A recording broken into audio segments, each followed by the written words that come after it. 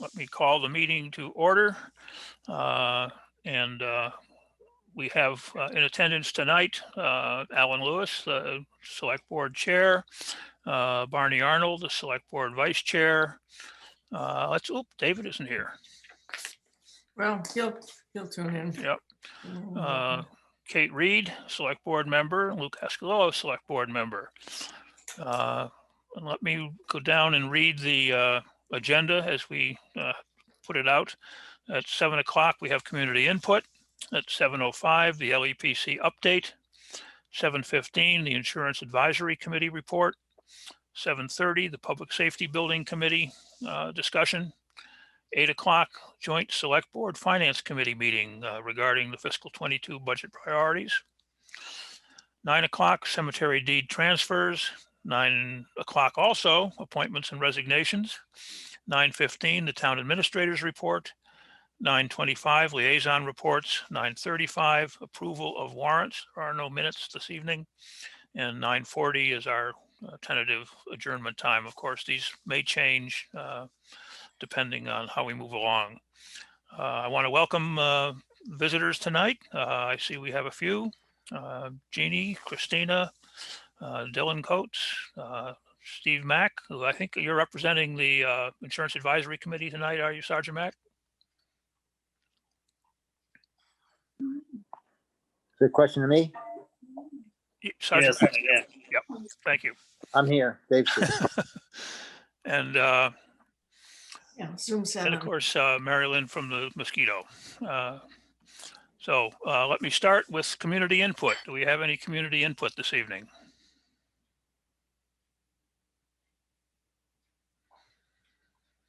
Hearing none, we'll go to the LEPC update. Chief Fisher is not here. I think he's still away.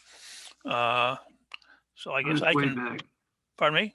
He's on his way back. I talked Yep. to him a little while ago and he was in Connecticut, but All right, so he's not here tonight. not here right now. But, Okay. yeah. Well, I just see David Modell, also select board member, clerk, showed up.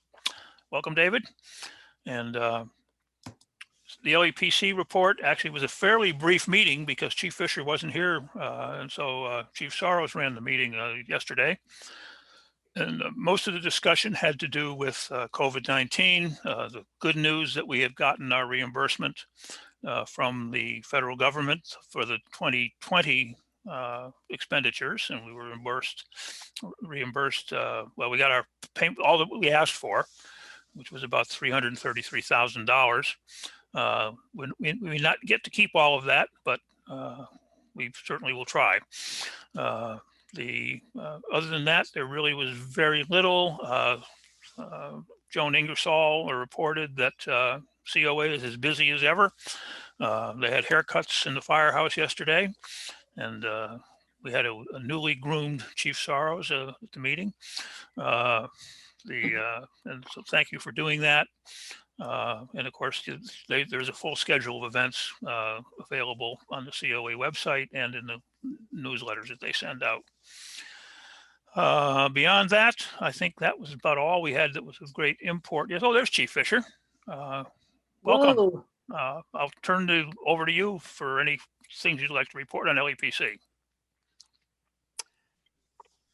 No, thanks. Just because, of course, I was on vacation yesterday and didn't attend the meeting, so I don't have any additions. Thanks for asking. Okay. Thank you. By the way, it was a new record short meeting, just for your notice.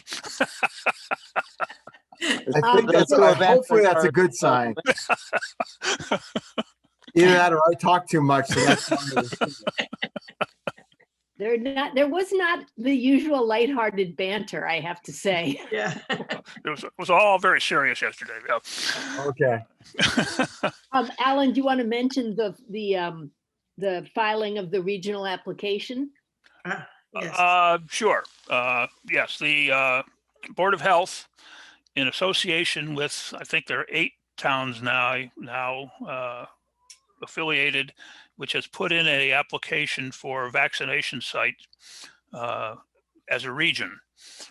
We don't yet know whether that will be approved. It was a well thought out and constructed application. It has gone into the Department of Public Health of the state, and we'll be waiting to hear back from them whether that is approved or not. Even if it is approved, it's not expected that we will see vaccine much before the middle of April. But hope springs eternal. And if it does, if it is approved, it will likely be located in Acton at the Kmart site, which will be an indoor site. So that's where it stands at the moment. Again, we don't know whether that will be approved or not, but it has gone in, they have received it, and we expect feedback at some time, probably this week.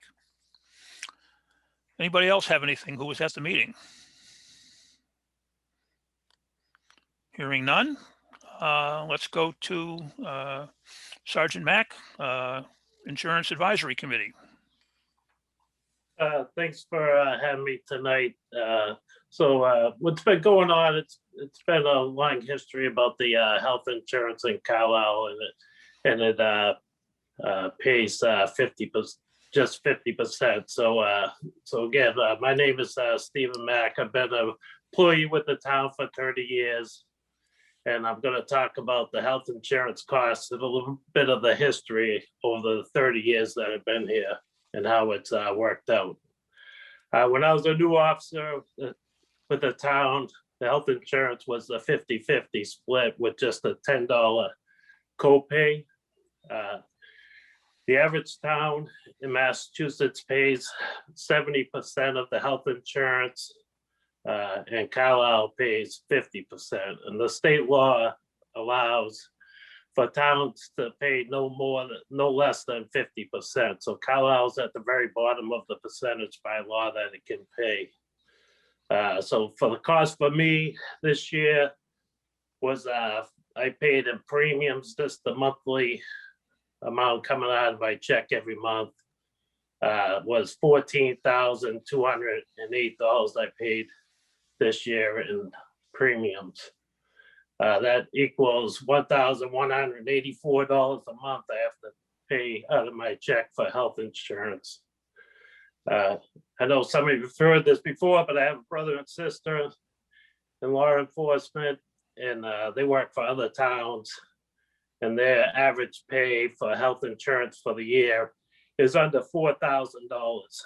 So they're paying $10,000 less a year than I pay for health insurance right now. So they're paying $4,000, I'm paying $14,000 plus deductibles.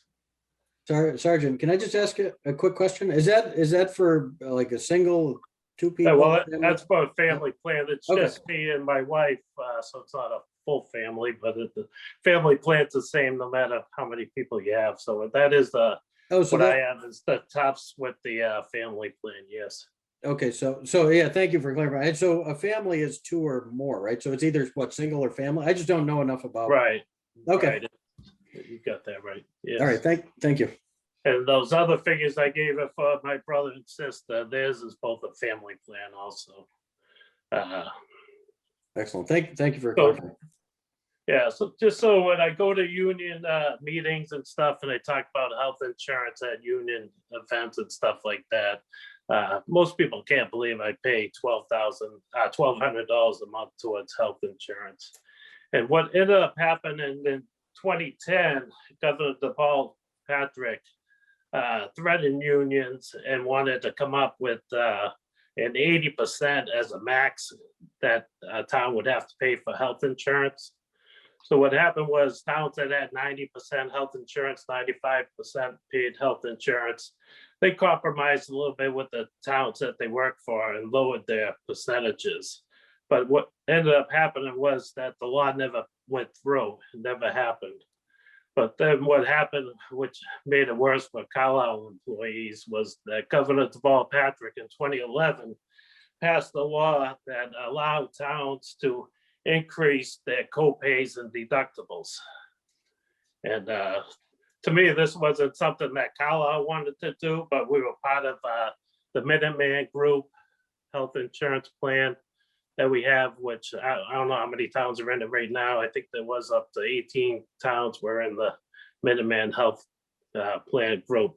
So this group obviously wanted to try to save money and put the burden of the health insurance cost to the employees. So that was part of their plan that they came up with. So what happened with this was Minuteman came up with a group insurance that made people pay, if they had a family plan, pay up to $600, the first $600, have a $3,000 deductibles if you went to the emergency room a few times or kept using your insurance that had deductibles. And also the co-pays went up. And this was about 10 years ago this happened. Then 2 years ago, the Minuteman Group decided that they wanted to increase the co-pays, deductibles even more. So 2 years ago, they came up with a new rate. So co-pays went from up to $45. You had to now pay the first $900 of the insurance every year. And deductibles went up to $4,000. So now an employee that has a family plan possibly could be paying $18,000 a year for their health insurance. And what does that mean to somebody like me? That means $8.65 of my hourly rate would go towards health insurance. Every hour that I work, $8.65 goes to health insurance. So 2 years ago, we had contract negotiations, and the town agreed, or the people in the meetings, I should say, they agreed that we should try to change the health insurance, but not just for the police officers, for everybody. And they decided that they would give us $1,000 bonus if the health insurance premium percentage didn't change. And so and also the dispatchers agreed to $1,000 bonus if the health insurance percentage didn't change. So what happened was the advisory committee got back together. We discussed leaving the Minuteman Group to try to see if we could save money. Anish did a lot of work on this, works at the town hall, I'm sure you all know her. And she looked into Maya that offers Blue Cross Blue Shield. It was determined it was too late to opt out of the Minuteman Health Insurance Group last year.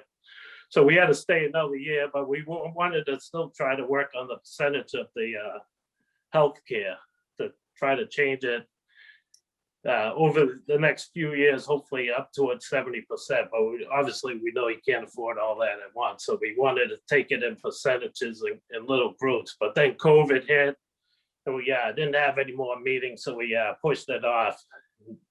And then later, start of this year, Anish and Kimberly worked on the insurance. They met with Maya, they met with Blue Cross Blue Shield, and they came up with a price that looked like it was going to save the town over $100,000 if we changed to Maya, which the only downfall from that, it's just one insurance company. Right now, we have 3 different insurance companies we can join.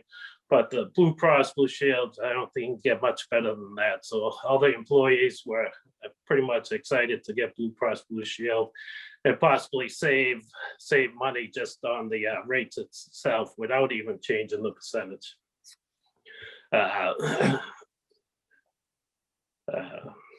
So then we had to wait for the real number because the Minuteman health insurance rates weren't out this year yet.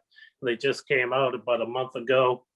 And the total savings for everyone this year for the health insurance, because we were switching insurance companies, is going to be $160,000. So that'd be $80,000 for the employees overall, which is just over 8%.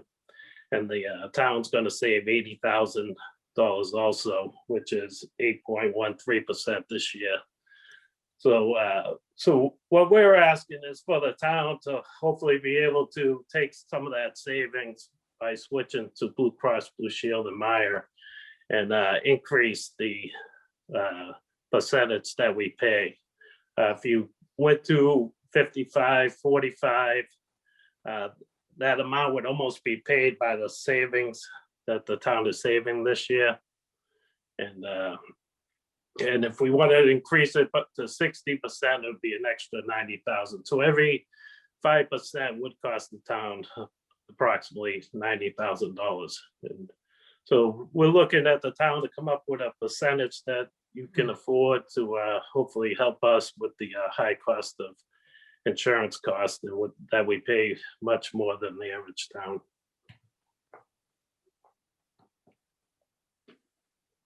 And that's all I have right now. You have any questions?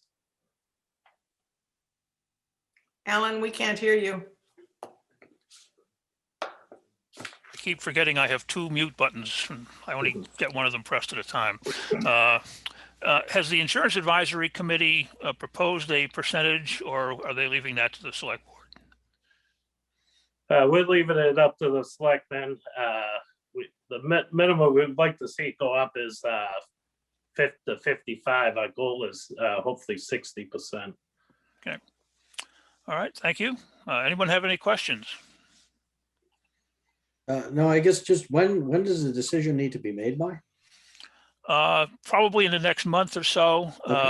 Okay. While the new plan takes effect June 1st, Yeah. the switch to Maya, but the payroll people need a little lead time to get this built into the payroll system and that sort of thing. So if we could get it done by, middle of April, end of April, I think they'd be okay.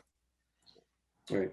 Yeah. And then how much time, because there's going to be rollout to the employees, right? And would, if we did switch, would Maya come in and do a presentation and all of that stuff, just so? Well, it doesn't change the plan at all. It just changes the percentage that the town pays versus what the employee pays. No, When is the re-enrollment? And I mean, we do an exercise every year to try to get the best deal. It sounds like maybe we're not getting the best deal. Right. We are getting the best deal. Yeah, We we just went through it. We had a presentation. Okay. And Minuteman, we compared Maya to Minuteman, but we compared it to Minuteman's old rates. And it was about $102,000 savings. And we got the new rates out. So it was what it would be if we stay with Minuteman, and the percentage that they went up, and what Maya quoted us. And then I also enrolled us in 3 plans. So we have health, vision, and dental. So that was another 0.5% savings. So the overall savings for what we would be budgeting is $160,000 between moving from Minuteman, Neshoba to Maya. And what Steve Mack is saying, they've been looking to increase the percentage, so felt because of the switch, having that savings there, it would be roughly $90,000 if you were to increase it at the, at the rate for 5%. And this year, what we're budgeting for is 80% less. So for $10,000, it seemed reasonable to go to the 55%. For every 1%, it's $18,000. And this is changing. The model is actually putting everybody from the 3 that they had into the plans. It's going from Minuteman has Fallon, Tufts, and Harvard. And now we'll just have we'll have different plans for all Blue Cross Blue Shield. The beauty of it too is going forward is with Minuteman, you're confined to what everybody else in the group gets. You don't have choices. This year they did use $640,000 of surplus that they had to offset the rates because they were going up so much. So that was done that way. Minuteman, now going over to Maya, next year, the rate, we won't have a full year on, and everybody's done differently. So the percentage for every town will not go up the same. If Carlisle stays healthy and has less, claims, our percent would go up a little bit less. And we have the ability to tweak it to how we want. We can raise our copays, we could raise our deductible, we could lower our deductible. We don't have to stay what everybody else has in Maya. So right now, with, like I said, taking everybody of what they had a comparable plan in Minuteman, popping them into a exactly similar copays, all that into Blue Cross Blue Shield, netted out to $160,000 savings for this year. So Kim, let me try to, you gave us a lot of information in rapid fire, Kim fashion. Sorry, I'll slow down. So, well, no, what I think I heard was that by not having this many choices of different health plan, Fallon et al., and all going with various sub-plans of Blue Cross Blue Shield. That's what you're going to offer. Everybody that wants insurance would have to be on some kind of Blue Cross Blue Shield. Is that correct? Correct, which is, Okay, you know, which one. which and is the that's way what most industry Maya does it, does, right? and Blue Cross Blue Yeah, okay. Shield is kind of the Okay. gold. The Right. gold And so part. within that, you did some sensitivity analysis of higher copays, lower copays. I don't know, you pressed all the buttons to come up with a combination, right? What we did is to switch everybody was do apples to apples, is we gave everybody the exact same, they tailored their plan so nobody would lose anything in the other plan. I think other than Fallon with one of the dental things. Okay, but is But- that So the everybody best? has the same copays, the same deductibles, everything that they had with their Okay. plans before. But would there have been, I mean, I know that in my own company, we do this every year because of the way the plans go up. Some sensitivity analysis about, an HSA and higher deductible, but you offset. Did you do any of that kind of? HSA had been done before I came in, and there was only 2 people that opted for it. And HSA works, but you have to then offset and give the employees an amount. Yes, you to do. I kind of know, but- incentive, and it's right. No, I understand that. I'm just saying. Right, what- and the amount that Carlisle gave was really not benefit, when you talk to a lot of the towns, is you need a large group to go on it to make it worthwhile, and usually you have to start with a high incentive to get them on. But it Right, only so- works if you have a large number going on. So So- next year going forward, we've done everybody, so nobody loses anything, nobody's all of a sudden paying a $35 copay instead of a 25. We tried to match their plans so we could easily do a comparison and slide everybody in. It proved to be the $160,000 difference. Next year going forward, if it goes up a lot, we could say, okay, people are going to the emergency room way too much. That's costing us, a lot. And are people going, what's the reason that they're going for? Is it convenience, or do they really need to? So if that's $100 copay and you feel it's unnecessarily being used, you could raise that copay to 150 to diffuse, which might bring your overall Right. plan down, but it would diffuse people from using something that maybe isn't necessary and going to their primary care for the $20 copay. Right, Um, okay. If you find later on it's getting real expensive, you might raise your threshold from Yeah. 3,000 to 3,500. If it goes the Yeah. other way and our rates, would go down or stay level, or you can tweak it that way. So it does give us more flexibility opposed to being in a plan with Minuteman where Right. here's what it is. This is what the percentage is. Nobody has, any choice. And that's going up, like I said, every Right, year. Yeah, And this so- could go up too. It's just doing it. The savings even went from 102 to 160 by when the new rates came out. And again, adding that third plan, which is not an option, with Minuteman, we had separate, they had the Delta Dental, and Anish can correct me, there's another one that offered, what was it, Anish? It's not the Vision, but they had to buy separate plans if they wanted a dental or anything like that. So and it was outside of Minuteman. So this way, everything is done through Maya. And you're saving on administration because that's a big cost. So when they negotiate out and you have 3 different plans, you've got different administrations. So they're dealing just with Blue Cross Blue Shield. So the administration fees are much more reasonable. So that helps with the rate going down. We're a healthy community. So that's good. We do share in with the pool if there is a large claim. That's part of the whole being in a large group. Trying to think of what other. Oh, it's also very cost effective in the sense of Anish has to help a lot of the employees. And when they have a problem with a claim or doing that, she's working with 3 different vendors. So she's got different contacts at 3 different insurance places. So this puts it all into one, we're dealing with the same people on every plan that we have, that we offer, and with the retirees and everything. So there's something instead for that. If Anish has 4 employees are having difficulties with, a claim, she can call up and do all those 4 claims with one person on whichever plan they had, where the other way she'd have to call the yeah, Tufts no, I mean, representative. yeah. So Okay, I that mean, we got takes all time. that. We got all that. I guess, simple questions. I mean, so you've done your analysis. The renewal period is when? We've already, the retirees, have already had their first session. We have another one Friday morning for them. They're going first.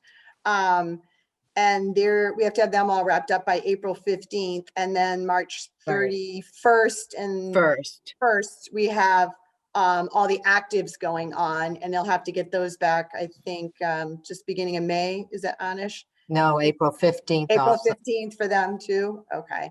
Yeah. And then everybody is gonna have to, they're gonna pick their plans, be all set, and they start the deductions in May, because you have to deduct a month before, which Correct. for the employees. So May will deduct for June's premium, but the actual switchover is June 1st. So Kim, regardless of, you need our decision on the percentage town versus employee by the end of April. Well, I would like it sooner because on March 31st, they're all asking how much is the plans? And All I'm- right, so if you, Okay, but they're not going to have it by March 31st because Well- we No. don't meet again until So I after guess that. I could give them the 50% price. right, we could Right, do now. it would be nice before the deduction to have the right split, but you can change Mhm. Yeah. work, we could change a split. They know the full rate, 50-50, and if this is your thing, and rather than making it up, you just divide the other, it is a 13 months, so. And we can promise them it won't get worse. Right, so if you did 1 month higher, you could Yeah. do a It division. can't get worse. You could divide it out for the 12 months to work out, because this is a right, but 13-month policy. This is June 1st to, No, I understand. June I just 30th. trying to lock Yep. in when the select board needs to have this decision to you. And I can put it on the agenda for the first meeting in April. And so you'll have it Okay. after that night. but to frame our Okay. decision making, Kim, you said 18,000 per percent, I think. So if we were to go 5%, I think I heard you say is 5% would be close to 100, like 90,000, which is close to the savings. In other words, if it was cost neutral to Carlisle compared with the old plan and the new plan, we could give 5%. Right. Is that a fair statement? yes. Yes. Okay. So it effectively would not cost. Carlisle has not yet, well, it's a question for Yeah. FinCom when we meet with them in a few Right. minutes, but well, let me ask you this, because you're the treasurer. Has FinCom incorporated, already counted on that 100K? Or is Right that- now, the insurance line has, and Jim's probably on, we've leveled it out, but we would probably revise it and make, double check to make adjustments, but it's Okay, the but- same as it, Oh, it was the was same as for the old last way. So, year. right. So if we were to give the 5%, then we'd be no worse off in the budgeting than we are presently in the I'll let model. Jim answer that because he's built in different things in that line as buffers for other things. Okay. You can So- ask him when we Yeah. meet with Yeah, them. all right. Okay. All right. I We think I did got it it. level across whatever, but there's different Yeah. things also built into that one line, so Okay. All right. it would I got lose a that. buffer for them. All right. Good. Thank you. All right, thank you. Anything further? All righty, we will have that decision for you at the first meeting in April. Okay, great. Thanks a lot. Thank you. Thank you. Thank you. All right, the next thing on the agenda is the Public Safety Building Committee. And we have a handout that was sent out to us, which proposes some things, and I think we have a couple of amendments to that. But does anybody want to present on that? All right, hearing none, but we have to do two things tonight. One is to propose a charge to the committee, and number two, begin to populate that committee so we can start to move forward. And so there was a proposed charge, and it had 4 items in it. The first was to review the current and anticipated future needs of the fire, police, and dispatch departments to confirm the feasibility of a combined new structure to house all 3 departments. And we have a proposed addition to that saying, considering the lack of building space in Carlisle, consider the future space needs of other town departments and explore what other town functions might be co-located in the new structure. So it's expanding a bit the charge to that committee. Where, Alan, where are you Yep. reading from? Because I see the 4 points and I don't see that particular amendment. Was that sent out? I sent it out just to Barney because we were working on that this afternoon. Oh, okay. The rationale is that especially where we may have limited site locations where we can put public buildings in town, that if you're talking about building a new structure and a significant new structure, is there reason to limit it only to public safety functions? Or can some other town departments be co-located in that building if we have to do that, or if it's advantageous to the town to do that? And if we're going to spend a fair amount of money drawing up specifications in design, then perhaps we ought to look at that possibility as part of that process. David Friedman, I see your hand is up. Thank you. So the purpose of the whole process is to get a pretty solid figure for a pretty specific set of uses in terms of public safety. And if you open it up as you suggest, it's not clear to me how at this stage anyone could determine anything that would allow one to get a meaningful response without it becoming too broad or too vague to provide the information and guidance that you really want in terms of a public safety building.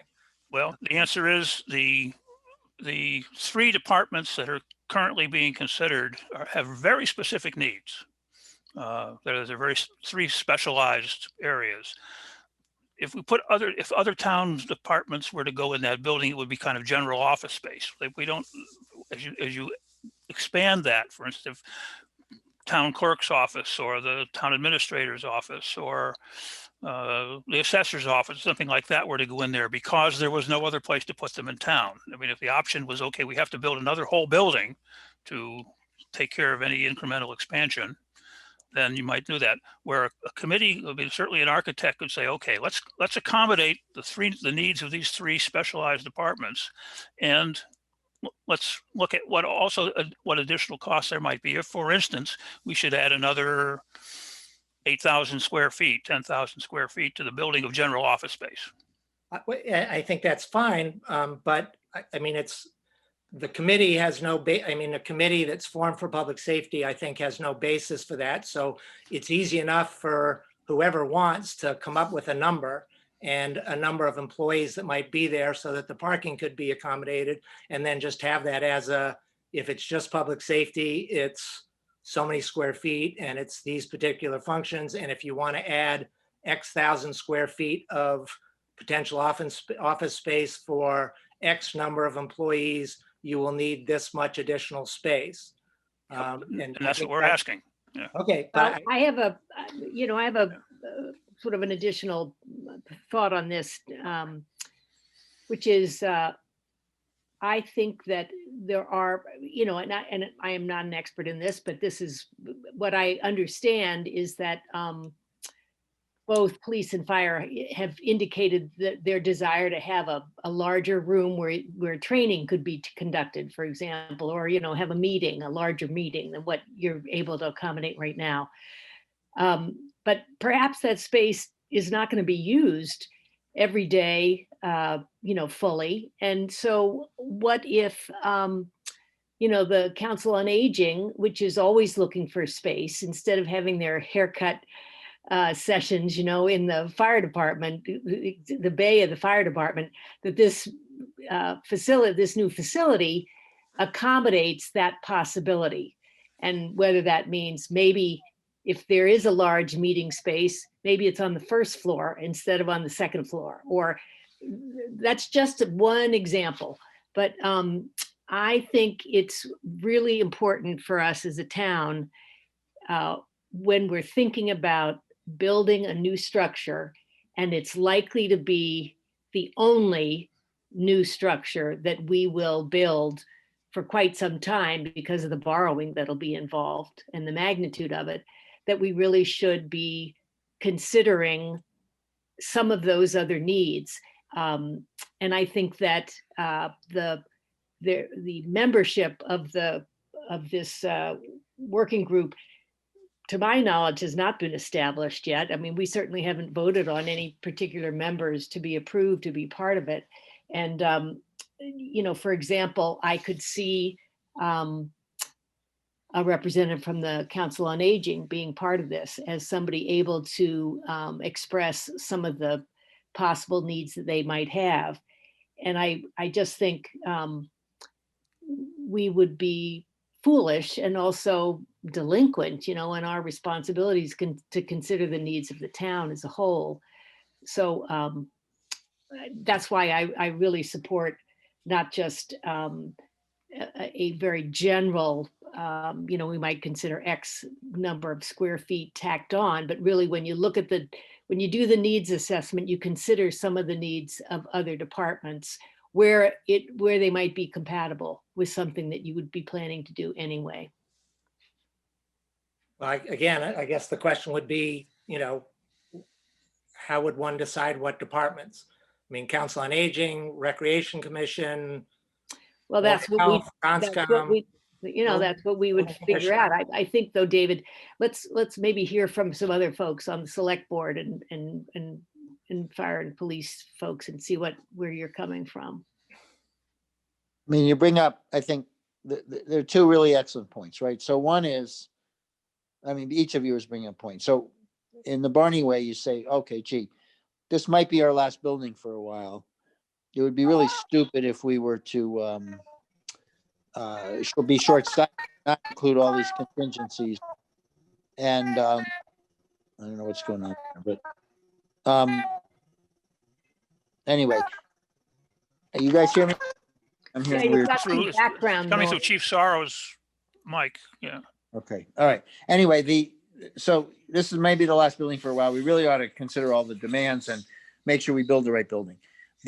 And it's hard to argue that, but the flip side is, the Christmas tree, right? So first of all, it'll be a much lengthier planning process. Not that that's a bad thing, but it'll probably tack on quite a bit of time because you really can't, to David's point, I don't think you can cherry pick who you either decide this is public safety and that's that, or, we got to do this big survey of everybody's needs. And if you do the big survey of everybody's needs, you're going to have a lot of needs come out of the woodwork. We need the yoga class, but we also need, offices for this and that. And we need to file our big, drawings that we're supposed to be digitizing, but we actually haven't yet. And you need a clinic because we got to have a place to give shots, not the tent, I mean, all those things are going to come in, which means you got to rack and stack them and make trades. And, once you start asking people, you begin to sort of not promise exactly, but you're starting to get people's hopes up. And so, I mean, managing that will be a task. And I'm not putting a point of view here as to which one's better, but I think if we do the way Barney's, advocating, and I'm not against it, but it's a bigger mission and it's going to take a lot longer and a lot more management, and we should go in eyes wide open. Anybody else? Yeah, I don't disagree that we should, oh boy. Oh, there we go. Sounds like a cat, Brian. Donald Duck. Yeah. I don't disagree that we should look at it holistically. My main concern though is that, you start bringing in all those other pieces, right? And you're going to lose sight of the main purpose of this, right? It's a public safety building first, right? And, I think you can add rooms on and you can have, pieces added on like a larger conference room and that sort of thing. And that could be stuff that's kind of parsed out later on. We can get input from Council on Aging and get input from the various town organizations that might use it, right? And say, what would you need? What are your needs, right? And build that into a larger plan. But,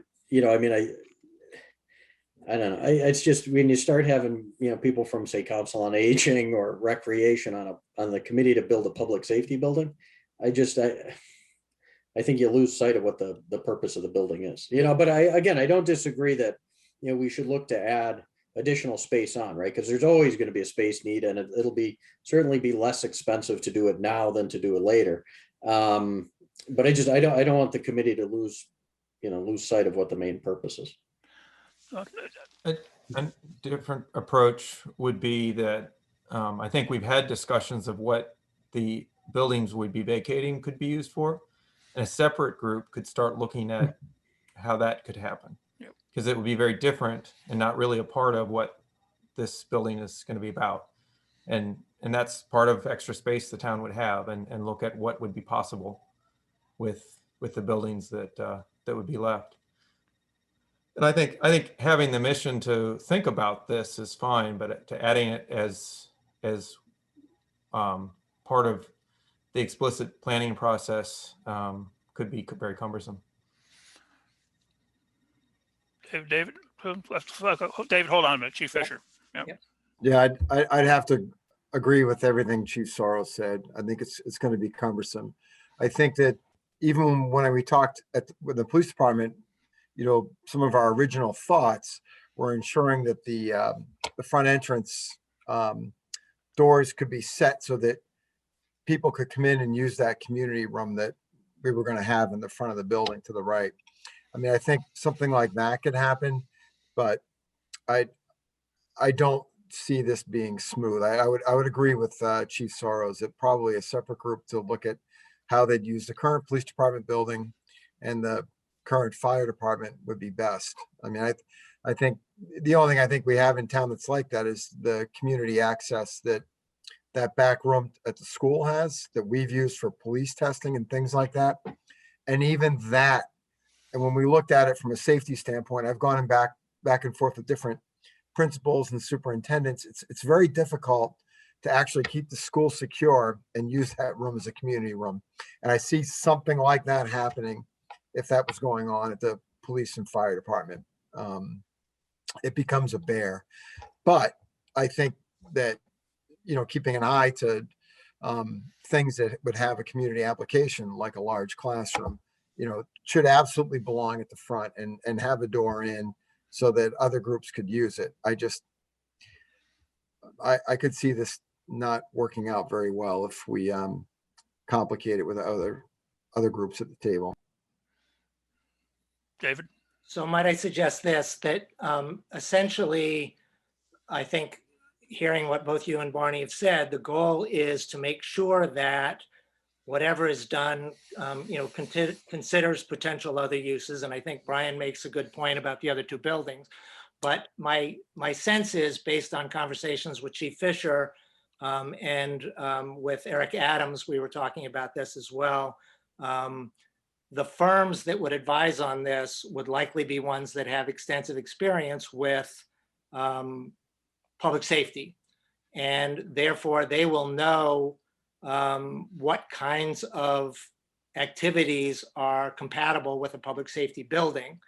And basically, part of what we would ask them to do is to, as part of the process, would be to determine what spaces could be multifunctional for the general public, and also to consider the possibility of some number of square feet, TBD, of additional non-public safety office space might be added, and just what the ramifications of that are. But I think that can be done independent of getting input initially from other departments, and then that process can take place both in relation to this building and also in relation to the possible use of the other two buildings, because that, they have something to visualize. The reason I'm making this case is that part of the goal of this was to get a decision made on this such that Tim could put out an RFP such that we could get some actual costs back in time to have it on this year's warrant, in case the town or the select board decides that it makes sense to spend this money to get this information in terms of space needs. And if we're going to do that, we're very tight on time. Yeah, I think, again, I'm don't misunderstand what I was originally suggesting. I wasn't suggesting, I mean, if we go out to every department in town or the town in general and say, what are our space needs? You know, oh, we need a community center, we need a gas station, Ferns needs more space. That's not what I had in mind at all. What I'm saying is, as we plan for a new building, a municipal building, primarily public safety, that we simply keep in mind that there may be some real economies of scale in putting some additional space there that can house other functions. I think that's exactly Especially what I just because said. we're probably not going to trying to find sites for 2 buildings is very difficult. It's going to be tough enough to find a site for 1 building. I think that's exactly what I just said. Yep, I think so too. And that's essentially what I mean, all the other things that got added on from what I originally said, that was not in the original proposal. Right, but Alan, you gotta, somebody, maybe it's you, has to say, this is all we're adding, right? Everything's a Yeah, choice. Everything's a choice. So the Yep. minute you move 1 inch past the boundary line of saying, we're talking to police, fire, and dispatch, you're into some uncharted gray territory. So we have to be very clear and say, we're adding X for future needs, or, it's got to be crystally clear, because otherwise it won't be done in time. And This is simply a charge to a committee to take into account these other things when they do their planning. Right. I mean, the language says, the change says, the first sentence stays the same, review, blah, blah, blah, blah, fire, police, and dispatch departments for feasibility to house a new structure. And then it says, considering the lack of buildable space in Carlisle, consider the future space needs of other town departments and explore what other town functions might be co-located in a joint new structure. right, but that sentence, Barney, I don't disagree with it, but that means that's FY22 town meeting. That sentence will Well- move this to Well, FY22. no, I'm confused. I need a little more clarity about what it is that folks mean when they say they'd like something to be on this June's town meeting concerning this. What is it exactly, Chief Soros or Chief Fisher, that you would anticipate having as a warrant, assuming the select board would approve that? What would the content of the warrant be? Did you see the proposal I sent in writing? Probably, I don't know. Yep. We've missed a The couple. thing we have is February 15th, 2020. Right. 20, it says 2021, yeah. Yeah, but it says, for a decision as to whether to present a warrant article to fund the consultant work. Right, So exactly. what is there's no estimated cost here. So That- what are we talking about? That's basically, we want to put out an RFP to get that estimated cost. But That's you the don't whole, even have a ballpark idea? no, because Okay, that's Ah. precisely why we put this forward, in order so we can get that number, So- so that when we go to town meeting, we have a specific number to ask for. yeah. So I don't think, I mean, again, I'm coming at this from just a common sense point of view here. But what it asks the selected firm to do in the summer of 2021 seems to me could be done by whomever gets hired. And you're just add to what it says, review the existing facilities. How do they meet the needs, not meet the needs, review functional spaces, determine the interior exterior space needs, that basically we're asking that include consideration of other multi-use space multi-purpose space for other town departments. And and I thought I heard you say, David, that somebody that does this, that specializes in public safety facilities would be able to consider these other questions as well. So I don't see, unless you, because we're not talking about going out and doing a needs assessment, asking every single town department to provide us with a needs assessment.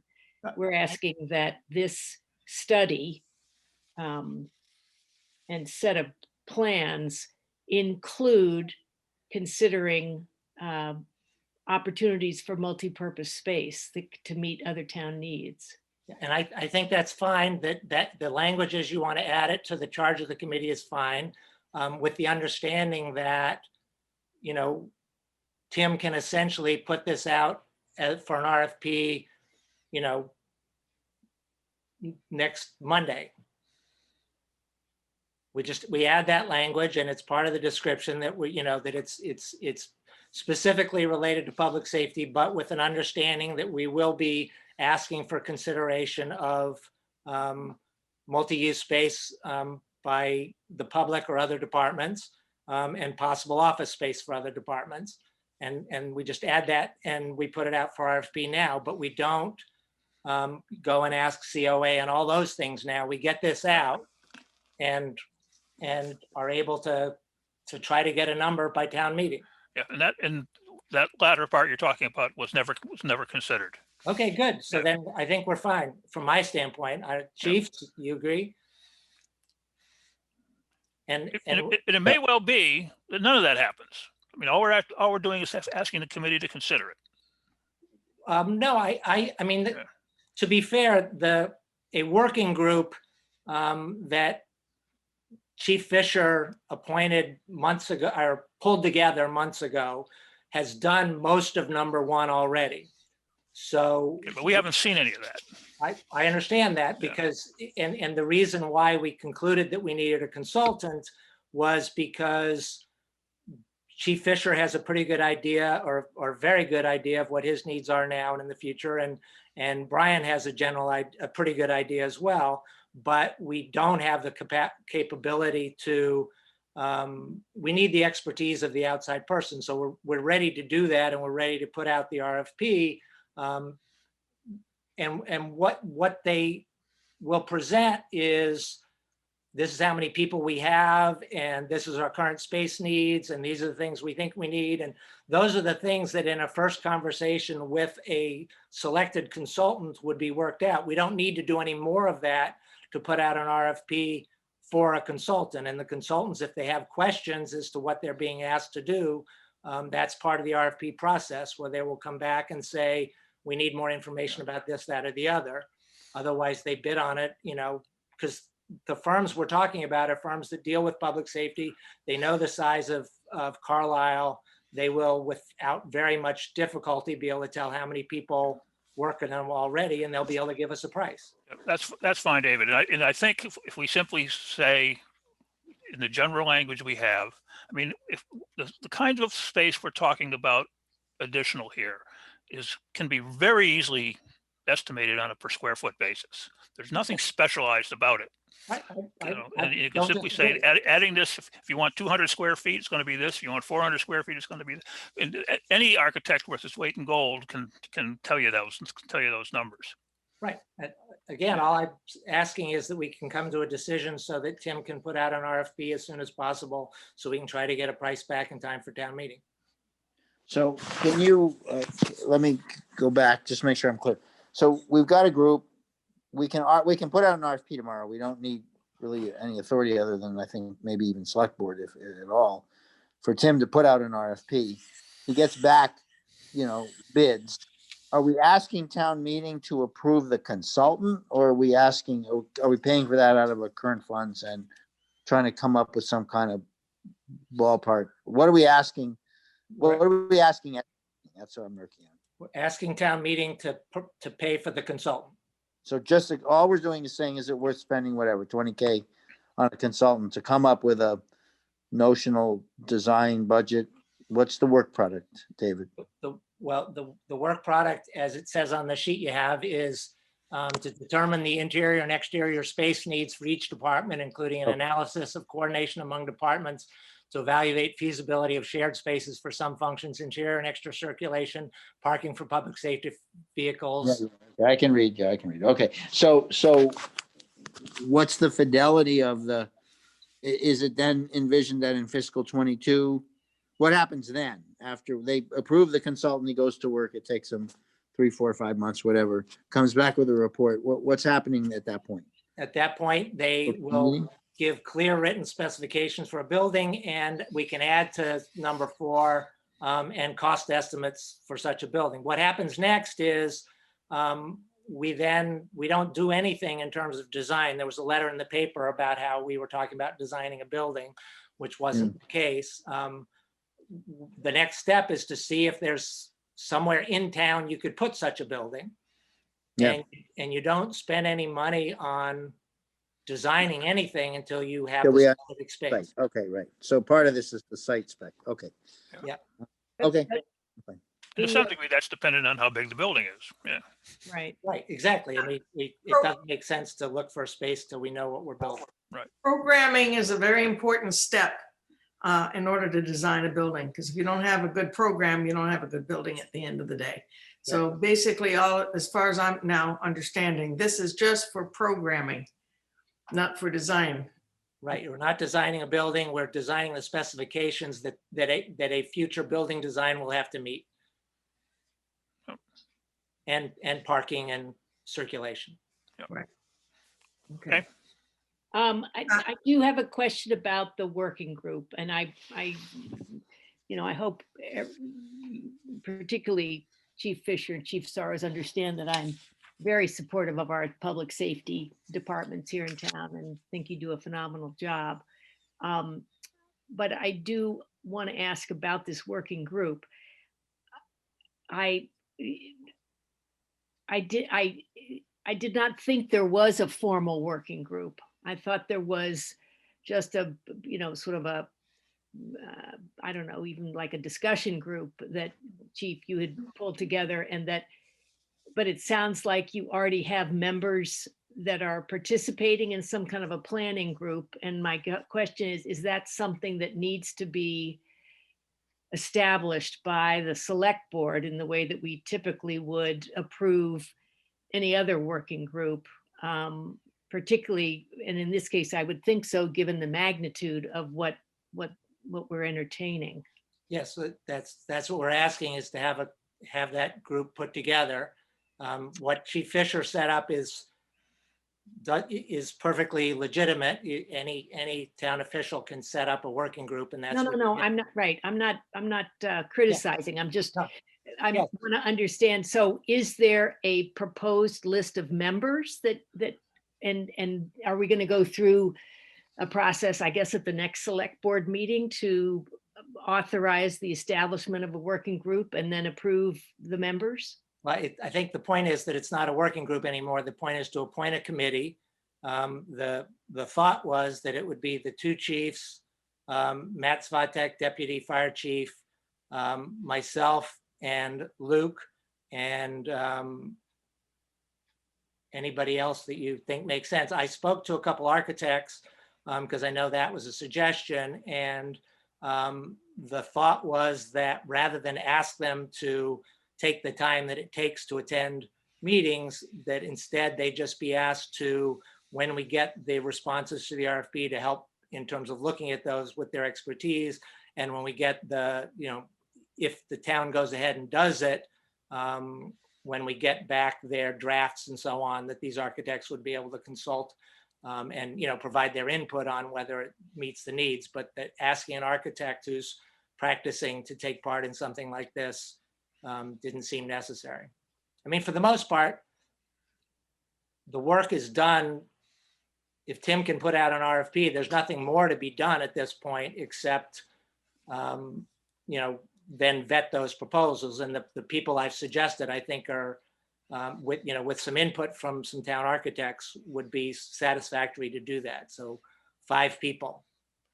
You don't think there ought to be somebody in there who's gone through a construction process before? That's what we're relying on the architects to provide at this stage, because all we're doing at this stage is trying to get an RFP. Once you Well, I have, understand, but I mean, the RFP can go out before the committee's even formed. I'm sorry, to get a price for the RFP. But yeah, I mean, if someone like Lee Stores was available, that would be swell. Yeah, And- Matt Svatek does have some experience, not to the extent of this, but he does have some experience Yeah. building these I buildings. just think we may have people in town who are very experienced in this, who would be willing to serve on such a committee, who could be of great benefit. Yeah. Anyway, we're not gonna, they're not gonna get appointed tonight. And I know Chief Fisher did submit that list and we have it. We can look at it. We can also see if there's anybody else who might have interest in doing that, who might have, and again, I don't think this is just someone who has interest. I think it's somebody who has expertise who could help us through the process. This is going to be a complicated process, and the more expertise we can have for people evaluating it, the better off we're going to be. Okay. I was hoping that group would get appointed tonight so that we could talk before the RFP goes out, because I feel I'm reluctant now to call. We've probably spent some, 2 quick Zoom calls with that Yeah. working group, you want to call it, but Well, I'm reluctant to do anything further. I don't want to violate any public meeting law. Now that this is out, this is what we're going to do. I feel like all meetings should be official. And I was kind of hoping that the group that David talked about might get appointed tonight, or the ones I submitted in writing in February. I feel before an RFP goes, Alan, would it be possible to appoint those 5 members to a committee with the understanding that then we can add to it. you can add to it and then I have to object to that on 2 grounds. One is we should deliberate this public meeting. People should have a chance to, people who choose to read or hear this meeting should be able to, send us notes about who they think. And we ourselves should think about it between now and the next meeting as a general practice. The second thing is, I don't like the inside baseball aspect of it where, a principal, forgive me, John, but a principal in the project picks members and says, I want these people on my committee to build my building. I just don't think that's a good practice. So I will object to that if we do that today. Just also just another thought is, I don't know how it works if you're in terms of if there are decisions that need to be made by the committee and votes taken. I mean, typically a town employee does not have a vote in town committees. And am I right about that? I mean, that's my understanding of the way we've usually done it. So That is correct. yeah, so that would only leave 2 people of the 5, right? That's not a town employee. Oh, Brian's both a citizen and an employee. No, I know, and so is Matt, but But it creates it's not Yeah. right. Really not right. We have to figure out, we should get guidance from, Lee or any of those guys who were on, the various building. We've had experience putting together building committees that have successfully put out buildings in this town, right? We ought to get some. one possibility, because unfortunately the next select board, the regularly scheduled one, it just happens that, the way the calendar works, it's not till April 13th. So in the past, when needed, we've had we've called a select board meeting and followed open meeting law and posted it, et cetera. I wonder, Alan, if in this case, we ought to think about that so that we could establish, get the word out, or at least people do some reaching out to folks that they think would be helpful, have the right skills to be part of this committee, but go ahead and try to get it established. We can sooner certainly than- call special meetings. Yeah, sooner than April 13th. We could do one on December 30th. What month are we in? March 30th? I would still get it in by the end of the month. Next Tuesday. Yeah, that's fine. That would give us time at least to beat the bushes and to have a discussion. I mean, we should, Bill Fink, Lee Stores, we should reach out to any of the guys who, served on like the school building committee. Just not reinvent the wheel on the kind of, the size and makeup of the committee. you know, it's a simple conversation. And what the rules are in terms of whether, how many town employees versus the, you know, volunteers would be on that. Is a week going to be sufficient time? I would think if you put it on the agenda, do some homework. I mean, if not, make it 2 weeks. I don't know. We could do it on April 6th. Your pleasure. I'm good either day. I have another meeting. Well, maybe I might be able to make it. It's a 5 o'clock meeting. I'll probably be done by 7. Okay. I On which could do date? that on the 6th. On the 6th? Okay, I think to be safe, the 6th sounds like a better date to me. Give us time to do things. And so let's do that. We'll call a special meeting for April 6th at 7 o'clock at night. Can I ask a question? Sure. Tim, in terms of the, once you had a go ahead to put out an RFP, what's the timeline? And you need to get it in a certain week and then it needs to be 30 days or something? That's usually the rule of thumb in order to be fair to, you know, whoever's responding to it, that they have a few weeks to prepare a proposal. So I would say, yeah, 30 days from the first advertisement is fair, 4 weeks, yeah.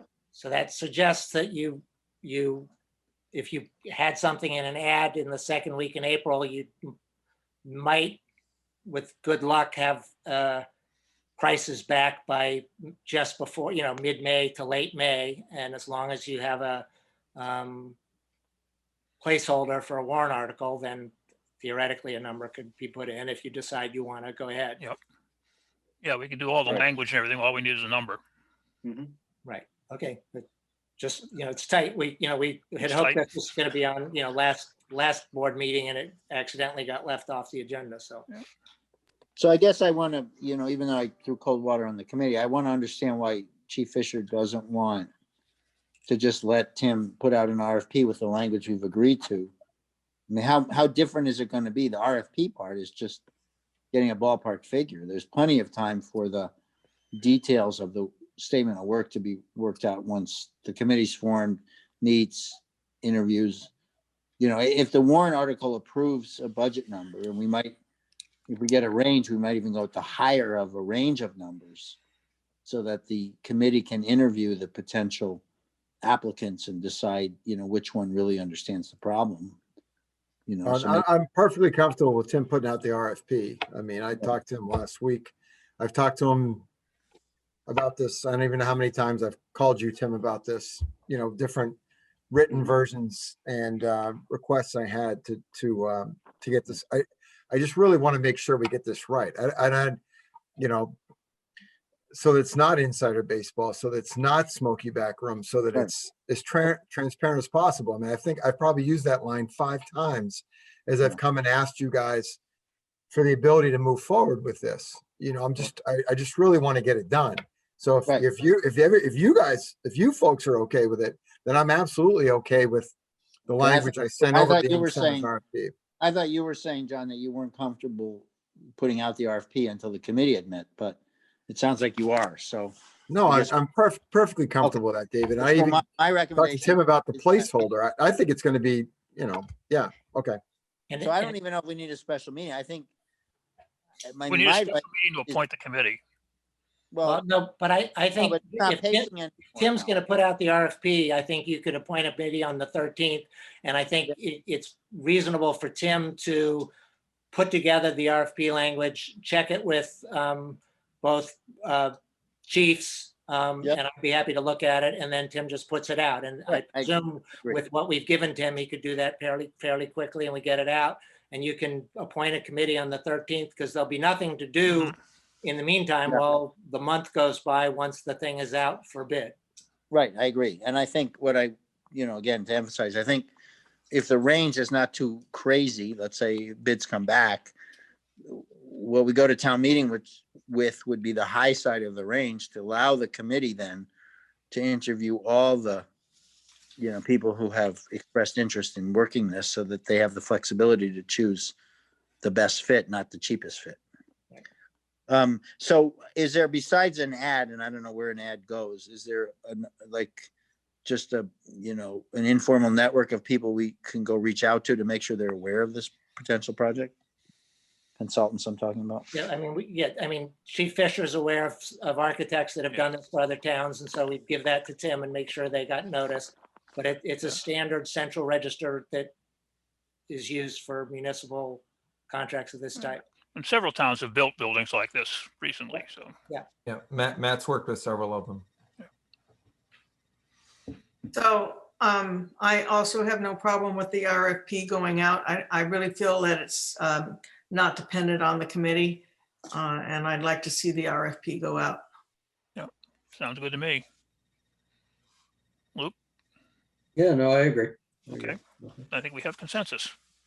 Can I Yep. take that off? Can I take that? You take the that 6th meeting off the off map, my- off the calendar. Calendar, thank you. Yep. Although I really like meetings. If we can only have a few more meetings. All right, thank you all. And we're just a tiny bit behind schedule. The next item on the agenda is a joint meeting with the Finance Committee on fiscal 22 budget priorities. And I see the chair of the Finance Committee, Jim Dar, is here. Are you going to call your meeting to order, Jim?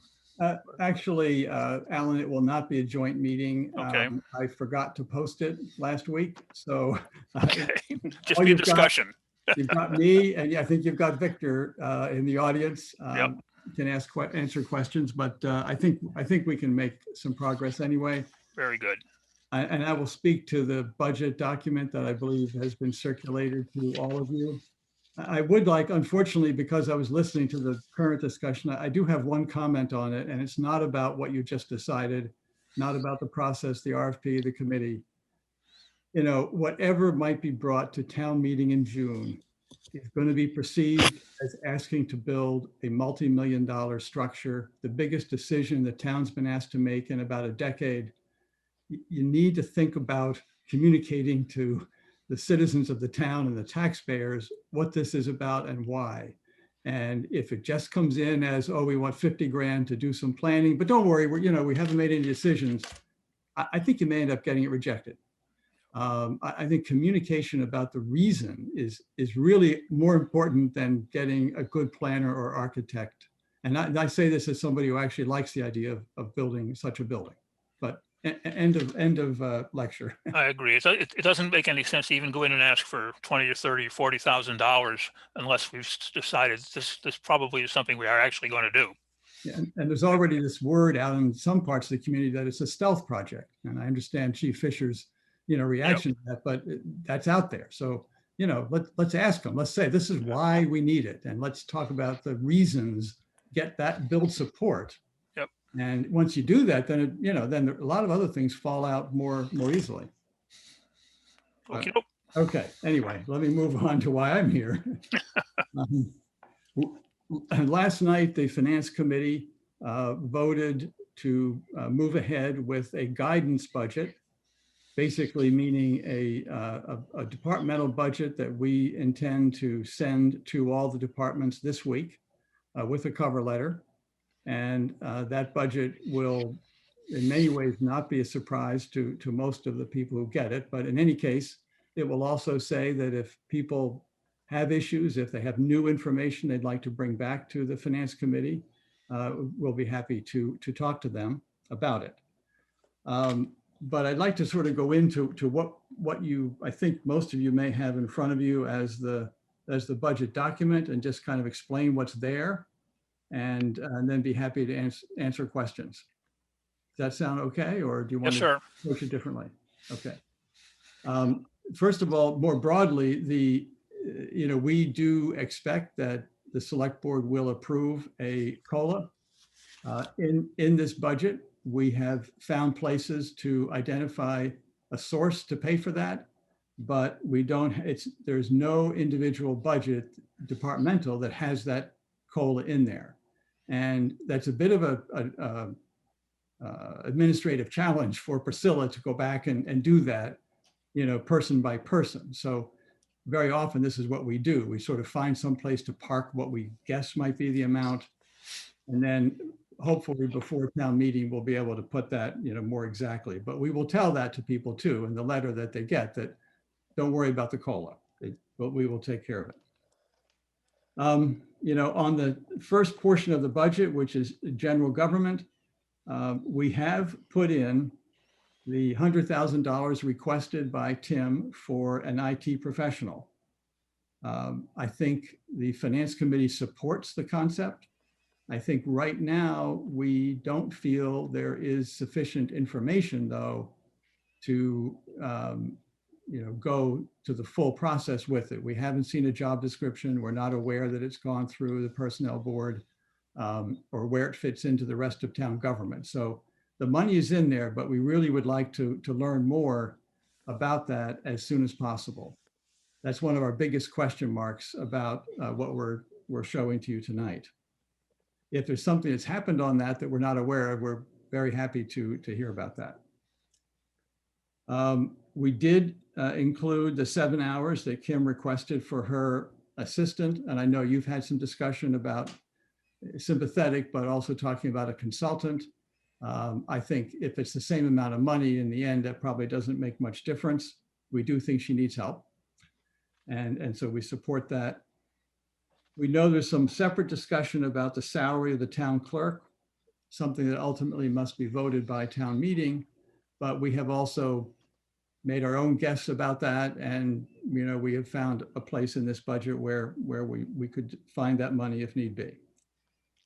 When we moved down to police, just as the last time we came, we did not see a compelling case at this point in time for another full-time officer. We think the department runs very well and is managed very well. But when we look at the list of priorities that we have in this year, this still COVID year, we would not put that up at the top of the list. On the fire, we know that there's a process underway to negotiate a new contract with the chief, and we believe that's near its end. Once again, we have made our own guesstimate about that, and we think the bottom line of this budget will be able to accommodate the decision that you will make. Conservation, we did not support the idea of going away from 3 hours paid for out of intents. With the Board of Health, we supported the continuation of the nurse on the town's dime at 10 hours, but not the additional hours for the assistant. On snow and ice, for many, many years, the budget's been 65,000 approximately. As you may know, there's a state law that forbids you from lowering the amount of a prior year, but every single year we go over 100,000. And we felt this is time to sort of raise the base, because otherwise we're always playing a kind of hide and seek game of transferring money late in the fiscal year. And we already are over this 90,000 for this year. So we just thought it was time to raise the base. On the Council on Aging, as we mentioned before, we support the reorganization. It shows a 4.4% increase, but when you eliminate the special warrant that has existed for quite a few years, it actually is a very slight net decrease for the town in cost. On the public school, of course, as Kate pointed out in an earlier meeting today, these percentages can be misleading, and the 5.5% does amount to about $600,000. It's down from 7.5%, that was the original proposal.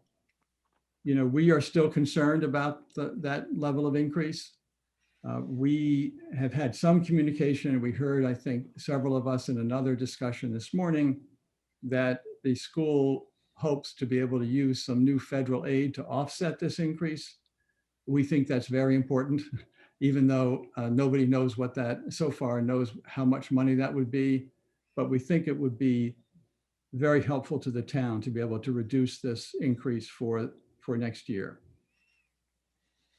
On the vocational school, right now, there are 3 students enrolled at Minuteman, and 123,000 is roughly the tuition for 3 students.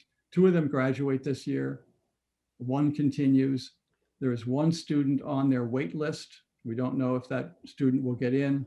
We thought we would sort of hold this steady for the time being, again, as a source for funds if we need to make some adjustments to reflect other costs of the kind I have already mentioned. Jim, I think I know the answer to this, but just to reiterate, on the 5.5% increase for the school, is that primarily personnel? Primarily, yes, there is. This is the first full year where they, our decision to say that computers should be in the operating budgets and not in a capital budget. And there's $80,000 that's in there for full-time. For the first time for the school. A big chunk of it is the contractual increases. Another chunk is additional staff that they have hired, ranging from some paraprofessional aides to another full-time teacher that reflects the shifting enrollments they anticipate for next year, and another full-time custodian whose need is attributed to not just the COVID-19 right now, but to the feeling they need to permanently do more extensive cleaning within the building. So that's the bulk of it, I think, Alan. I may have forgotten something. Jim, the prepay is a huge amount. It's half of it. Then there's the prepay, right? That's right. I forgot. Half is prepay. Let's be fair.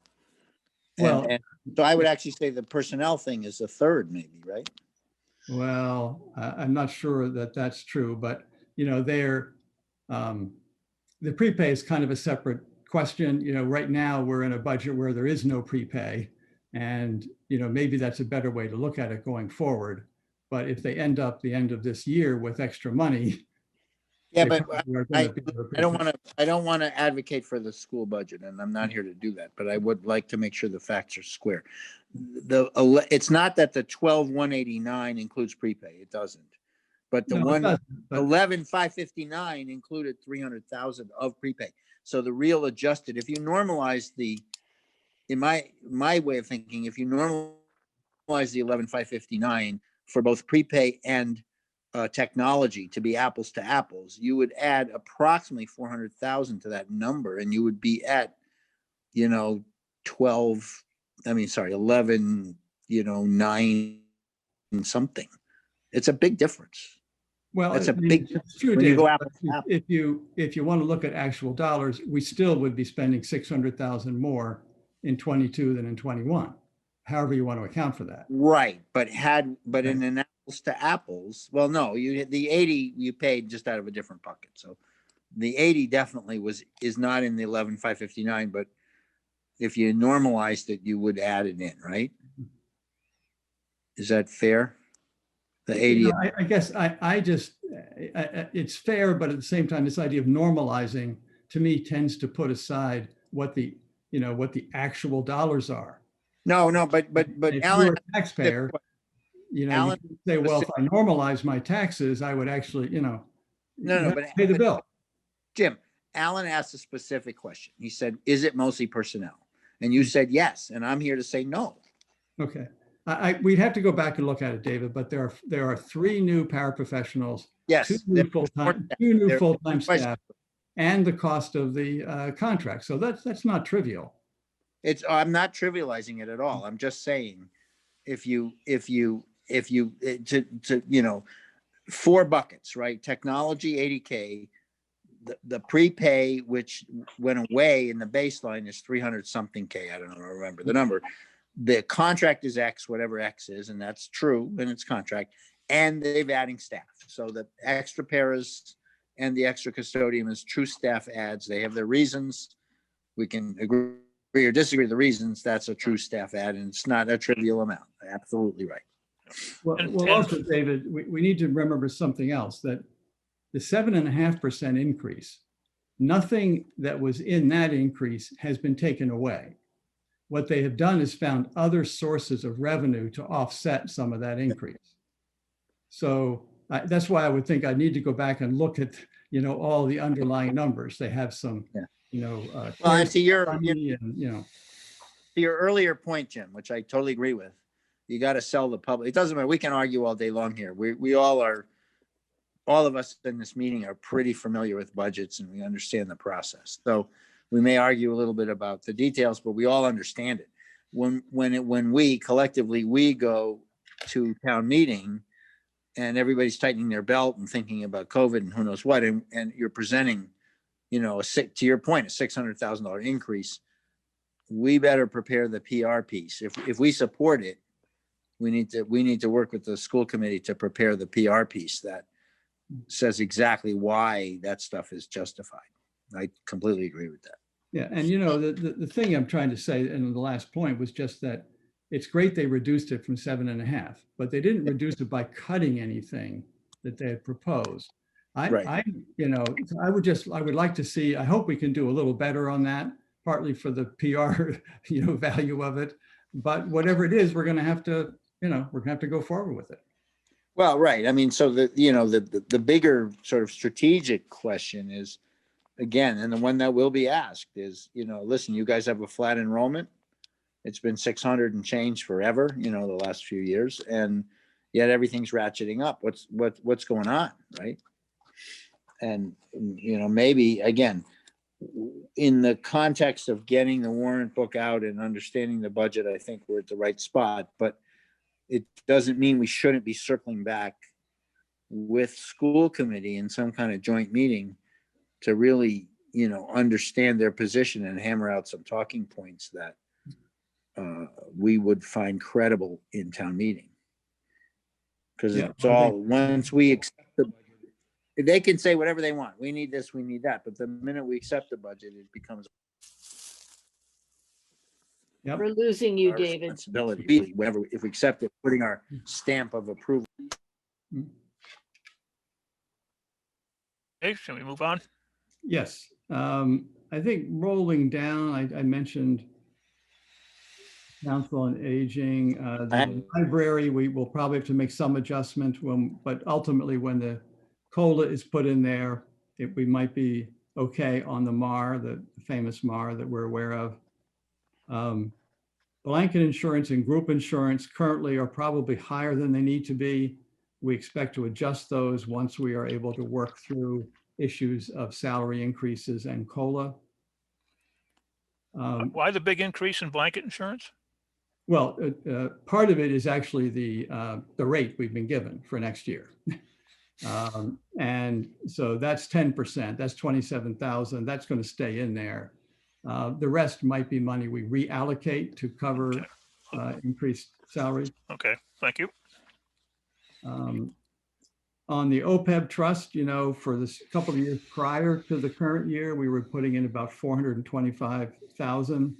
We thought we should go back to sort of a more midpoint this year. We're having some discussion in the Finance Committee about a policy on OPEB, and that would probably having us going back to you at some point and asking you to approve an official policy that would commit us to a certain amount every year towards over a 30-year amortization period. But that won't be higher than 250, probably would end up being lower than 250. And then some years we might feel we can do more, but we would never do less.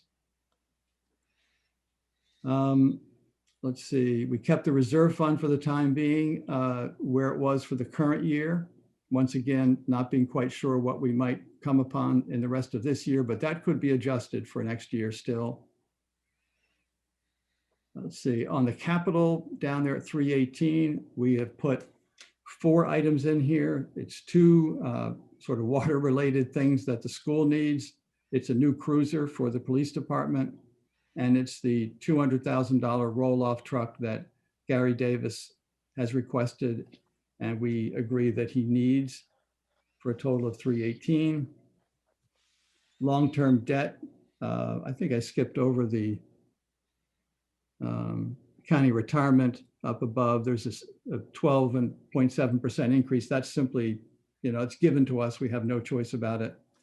Long-term debt is also bumped up a bit this year because of finally going out to borrow for some things that we've done short-term bans on over the last couple of years. And finally, on warrants, there may be a couple of small items that we are not reflecting here, but we're proposing $500,000 for the facilities committee. and actually proposing that we should think about that as just a kind of a permanent annual contribution to the effort. Ultimately, it brings us to a total that would be 32, almost 0.5 million, 3.6% higher than the current year. We think that's too high, but at the same time, this budget does not reflect any free cash. And we do expect to be able to apply free cash as we do every year. We don't have an official number yet, but we're pretty confident that we will have enough free cash to be able to offset, you know, as we usually do it, kind of one-time sort of items like the capital equipment and maybe some portion of the warrant article. And that would reduce the overall increase somewhat. So that's Thank where you. we are. Yeah. Thank you very much. Well done. Discussion. One just quick question, Jim, the total expenditures line at the bottom. So it says possible COLA incorporated above, but you were saying earlier there is no COLA included in any of these numbers, right? There's no COLA in any of the departmental budgets, but there is a provision for it in some of the other line items. Meaning just, Barney, that, you know, we've estimated to ourselves what we think it might be as an aggregate, and we've put Okay. that number in a couple of places that we'll then take out once we know what's And happening. I see, and then they'll be assigned to the specific departments. Exactly. Okay, Yeah. got it. Okay. You know, we're trying to give as complete a picture as we can at the moment of fiscal 22. So we didn't want to kind of leave the COLA out of the thing altogether. It's going to be somewhere, let's say you agreed to a 2% COLA, that's probably going to be pushing $100,000. So that's not a, you know, minor sum. Right. Okay. Okay. All the other contractual increases that we're aware of are in here. And if they're not, then we need to make some adjustments. But I think they're all in here. That's what everybody was asked to do when they brought their budgets forward. Okay. Any comments on the presentation? If What do you not, mean by that? well, the agenda's got 4 items under the meeting. Oh, One is simply looking at what FinCom has proposed, all right? Then we got review of staffing requests, COLA recommendation, and potential warrant articles. Now, the staffing requests we talked a little bit about, but let's talk specifically whether we feel that we want to endorse the recommendations of the Finance Committee or whether you want to propose something different. Can we Okay. go back on one item, which was the very first one about the IT position? Tim, do you have anything more on any of the specific details about that? I do, Barney. I've completed the drafting of the job description, and I'm trying to get in front of the personnel board. They had a meeting scheduled last week that was canceled due to lack of a quorum, and they're planning a meeting next week. So my intention is to bring that before them. I've been following job postings around the state from various other communities, and been noticing that a lot of towns, particularly on the smaller side, are posting a position like this anywhere from $65,000 to $75,000, $80,000. So the $100,000 was a guess in the first place, and I guess I'm, pleased to note that perhaps, it's not going to be quite that high. Even with fringes? Well, that's just the direct salary. I mean, Right. certainly. So the with fringes, benefits it'll are- bring it up pretty close to that. Oh, yeah, no, certainly, yeah. Okay. But the straight salary would, Yep. would be less than that. So that's one position that the personnel board has to grade so that we know that it's, would be in the proper pay band. In a similar fashion, the request by the town clerk, I've asked the personnel board to rate to grade the town clerk's position as if it were on the salary and wage chart. so that we can determine, particularly if we do change to an appointed position, where on the chart the position would go. And I think that is probably as reasonable a place as any if we're going to recommend an increase to the clerk, maybe it should be to the place where she would be on the chart if she were an appointed employee. And to give her credit for, the years that she's been in the position in terms of coming up for step increases and so forth. Wouldn't be fair to start her over at like 0 years, but you could start at step 1 with 2 years experience. And so that's my intention with those first 2 positions. Tim, could I just ask a little follow-up?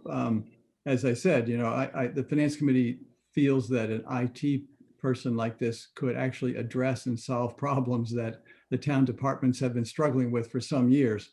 But there were really 3 elements I think we were hoping to get some more information on. One is a job description, which you say you've drafted. Mhm. Second was just the process to make sure it goes through the personnel board.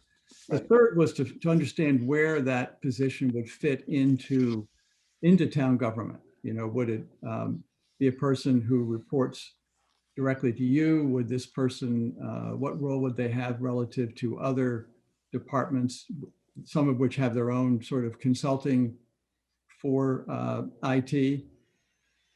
So we were hoping to get a little more information on that too.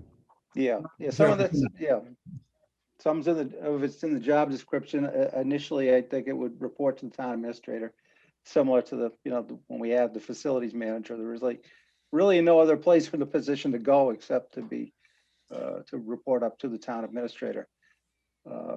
But happy to share that with folks. The job description. Well, it's not typical, but we are proposing to add something new. But I do think that the 100K is on the high side. That would be my update for the moment. That it looks like it would not be that high. Well, we'll need to get, before the warrant book is printed, of course, we could refine that, but I think Alan is right. If we're thinking of the total impact on the bottom line, it's still probably not very far off. And I have to say that in our discussion as a committee, some of our committee members felt that 100K was actually low. So if you can solve it for less money, that's great. Do we still have the 50K for our, contract to our current IT consultant in our budget? Yes, that's a good point, Kate, that, we pay give some 45 or 50,000 annually to our third-party vendors. So it's not all new cost. No.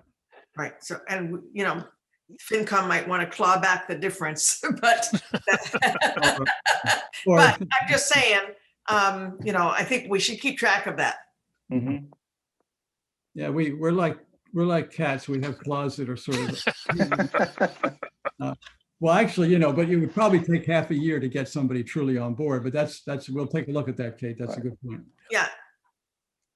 It just gives us some wiggle room, is all I'm saying. Yeah. Okay.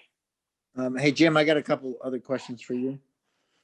This dialogue reminded me. So one is, we talked earlier, I don't know if you were on with Kim on the benefits, the percentage of the copay, well, it's not the copay, but the cost sharing that the employees give to their healthcare. Mm-hmm. And she explained that, through analysis and so forth, we've cut roughly 100K out of the benefits. Now I'm talking about health insurance benefits cost. You've not included that savings in your wherever buckets it goes. Is that correct? That's correct. The 100K would be split between the town and employees. I thought I heard her saying 160, but 160, right. 60, Well, 80, and 80.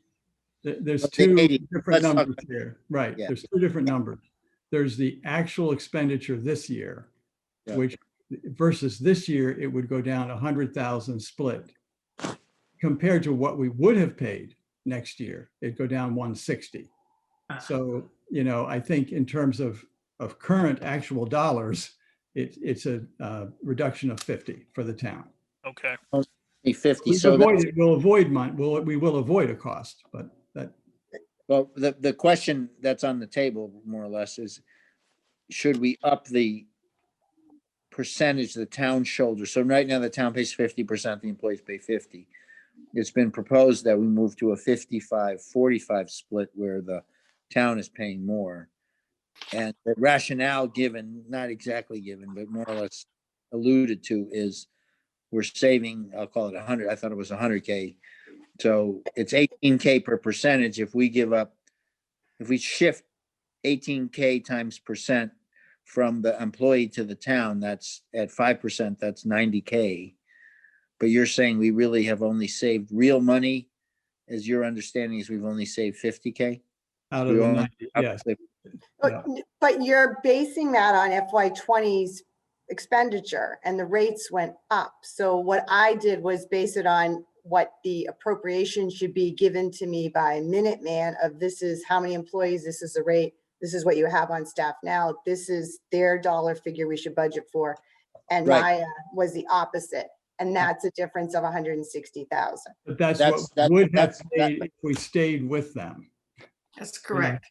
And we could do that same exercise Yeah, in right. 23 or 24 or 25, but it's not real dollars. Right, but the dollars, it's like our discussion earlier about whether it's 600K for the schools or 300K for the schools. I understand Kim's apples to apples argument, but now I'm going to argue the other side, which is how many actual dollars, if you put in the dollars wherever they landed for healthcare, right. I'm not sure where they are in here. Is it based on what you expect to pay under the old system or what you did pay last year?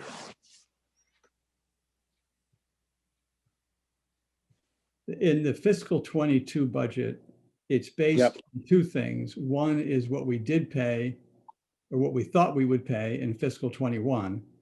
And Yeah. secondly, we put in 21, we put some extra money in that line item to account for possible transfers that we would want to make, this year because of the COVID uncertainties that might drive costs in various departments above. So their is this under group insurance and Medicare, the 1.5 million?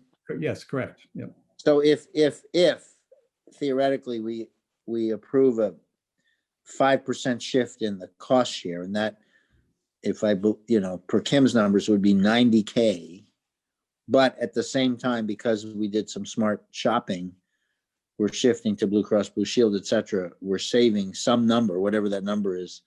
Where does that net us in the budget? At par, or it costs us some money? Well, I think looking at the number that we've got in there right now, it would be lower because again, we have added some funds in there to. So you might off. Yeah. Kim, is that your read too? On the number that's in there, if we were not going, if we're going to Maya, we could actually probably lower that number. Right, so we could pay for the cost transfer through savings if we decide to do that. Yes. What do you mean by pay for it through savings, David? So what I mean is it's been proposed, again, people are proposing that we might be a little more generous with our employees and go to 55-45 compared with we're at the statutory minimum of 50-50. If we approve that change, what's the net against this budget? And I'm hearing it's probably neutral, let's call it, because savings that are not yet reflected in this budget. No, they're not. And I guess based upon what I've seen, I would say it's about 40,000 in the first year versus what this number is. This number will be modified though, again, because once we distribute a cost of living increase and some other salary increases, this number will go down somewhat anyway. But the bottom line won't go down. The bottom line would benefit. Okay, and last question. Okay, on benefits also, we talked about some staff ads, IT person, and maybe some people in the school, and I don't know what else. Is the possible headcount increase sort of factored in here at all, or not really? Not really, no. Okay, and then different question entirely because it's on the town administrator's report. is about the Curve Street Dam, which reminds me, we also had a discussion with conservation about the Greenow Dam. And there's nothing in anything you've heard about making more maintenance room for dam maintenance, remediation, whatever, correct? Nothing has been brought to us so far, David. Okay. Okay, thank you. All right. I just wonder, Alan, if, because I think the way we left it at our last select board meeting, we weren't all totally clear about the request for a full-time police officer and what the savings would be. Is it appropriate to ask Chief Fisher to just lay that out for us? If you like, go ahead. Yep. So savings is, well, the amount that I'm asking is obviously an increase. The savings for the 4 spots per week would be eaten up obviously by the full timer and then some, because, you know, on the low end, our part timers make about $27 an hour. All right, but a full-time officer would be more in the range of $34 an hour, which is why I asked for the $75,000 increase. I think that's on the upper end. That would be an experienced person with probably an advanced college degree. So, you know, while the part-time officers cover mandatorily 1,664 hours a year, so the 4 shifts a weekend, if we went with another full-time officer, they would work obviously those 4 plus 1 additional shift a week. So there'd be some additional savings, and potentially if that person happened to fall on a day when somebody else took a vacation day, we wouldn't have to backfill it. Right now, every time someone takes a day off, with very few exceptions, we have to backfill with overtime or call in a part-time officer if they'll take it. So we have 5 part-time officers that work patrol shifts. The rest of the part-time officers work special events only. So 5 of the people work patrol, and there's 5 that will have to, depending on the first letter of their last name, get them trained up to a full-time level, either starting the first ones have to be fully trained at the full-time level by next July, a year from July, which is why I'm doing this, why I'm making this now. This is all just about, you know, who I like working with and who we, you know, who's given time and efforts to this town. We've got great part-time police officers, but the Commonwealth, you know, part of police reform nationwide, not just in the Commonwealth, is going with full-time professional police officers. There will be no more there is no more such a thing as a part-time police officer. All future part-time academies were canceled. All police officers have to be full-time, period. So I don't mean to confound it, but the savings piece, you know, saving those 1,664 hours is eaten up and then some by the full-time officer.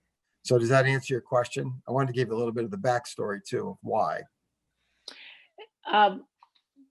So you're saying that the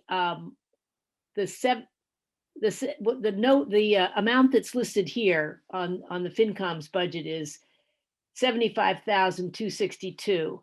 So that is the difference between the full-time police officer's salary and the reduction of 4 part-time, the 4 shifts that part-time officers currently cover per week? I took it to the most extreme.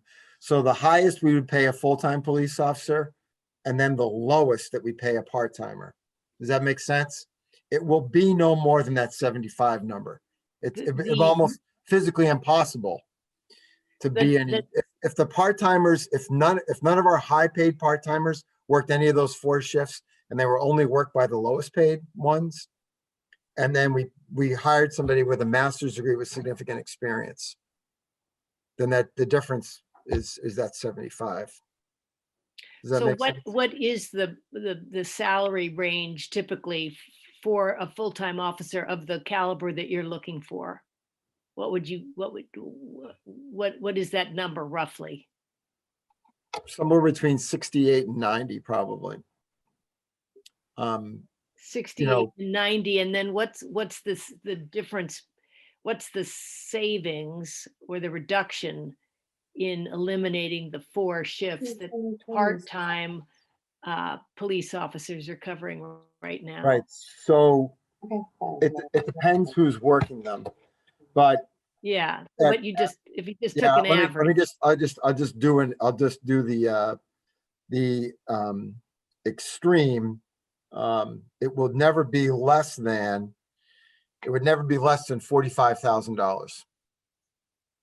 for a year. It's physically impossible. So that's if none Yeah. of the higher paid part-time police officers work the shifts, but really they work, really the higher paid part-time police officers tend to work more of the shifts, but that's a story for another day. Yeah, But the And- the lowest paid is basically $27 an hour. So you do $27 an hour times the 1,664 hours that they work, and that's $45,000. okay. And you're saying that that the law requires now that I mean, say more Right. about the timing. You're saying that in the future, there'll be no more part-time officers, Right. but So- you could theoretically keep the 4 part-time officers that you have, and do whatever training they need to do to comply with the training requirements, and just wait and see what happens? I mean, I don't understand the legality, I guess. Right, so the legality piece is police reform requires all police officers in Massachusetts to be full-time. As of what Right. date? As of So when? it depends. If the first letter of their last name is A through H, they have until July 1st of 2022 to complete that training. And then they have to go to full-time Well, then status, or they then they're out can- if they haven't completed what's called a Bridge Academy. Yeah, So the Secretary of Public Safety met with the chiefs last week. This is like our 3rd time. And he's pretty sure, so it was a meeting with the chiefs. There were 300 chiefs there. Secretary Turco, who's the Secretary of Public Safety, and Bob Ferrulo, who's the head of training. Now, the new police commission, the statewide board, the post has not been created yet, but it's legislated they have to be created by July 1st of this year. But the legislature said that there are no more part-time police officers.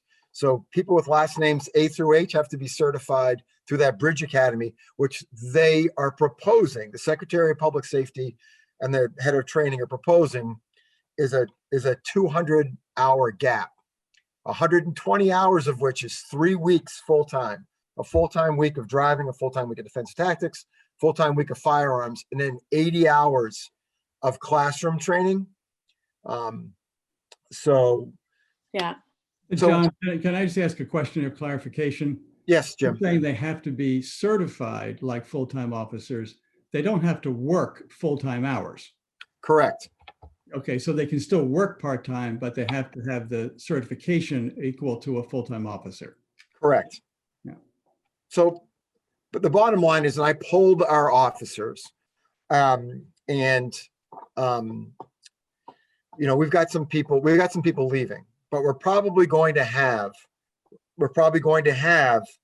it looks like right now, 5 people that are both willing to take the training, because they're gonna have to take time off only one of our 5 that works patrol does not have a full-time job. The other 4 have real jobs in the real world, which means 3 weeks of vacation. The year they decide to do the academy, 3 weeks of vacation on their other job to take the 3 weeks that you have to go to an academy.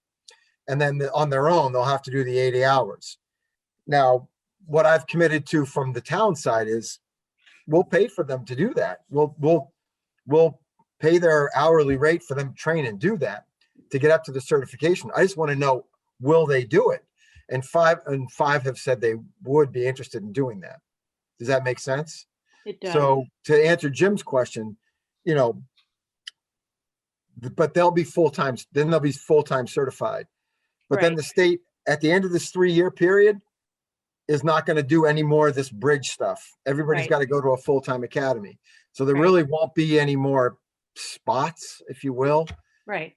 I mean, it'd be asking a lot to say to a person who wants to come into the field, hey, we got a part-time job for you, work once or twice a month, with about 2 or 3 hours notice if we need you on other shifts. And would you mind going to a 21-week full-time police academy on your own dime, to come to work for us part-time? Because that's what's going to be in Yeah. the future. So Right. the I whole get that. part-time So- thing is, right. Yeah, but for this coming year, and potentially it sounds like for a couple more after that, we could continue as we are today. Yes, Yeah, we're allowed to.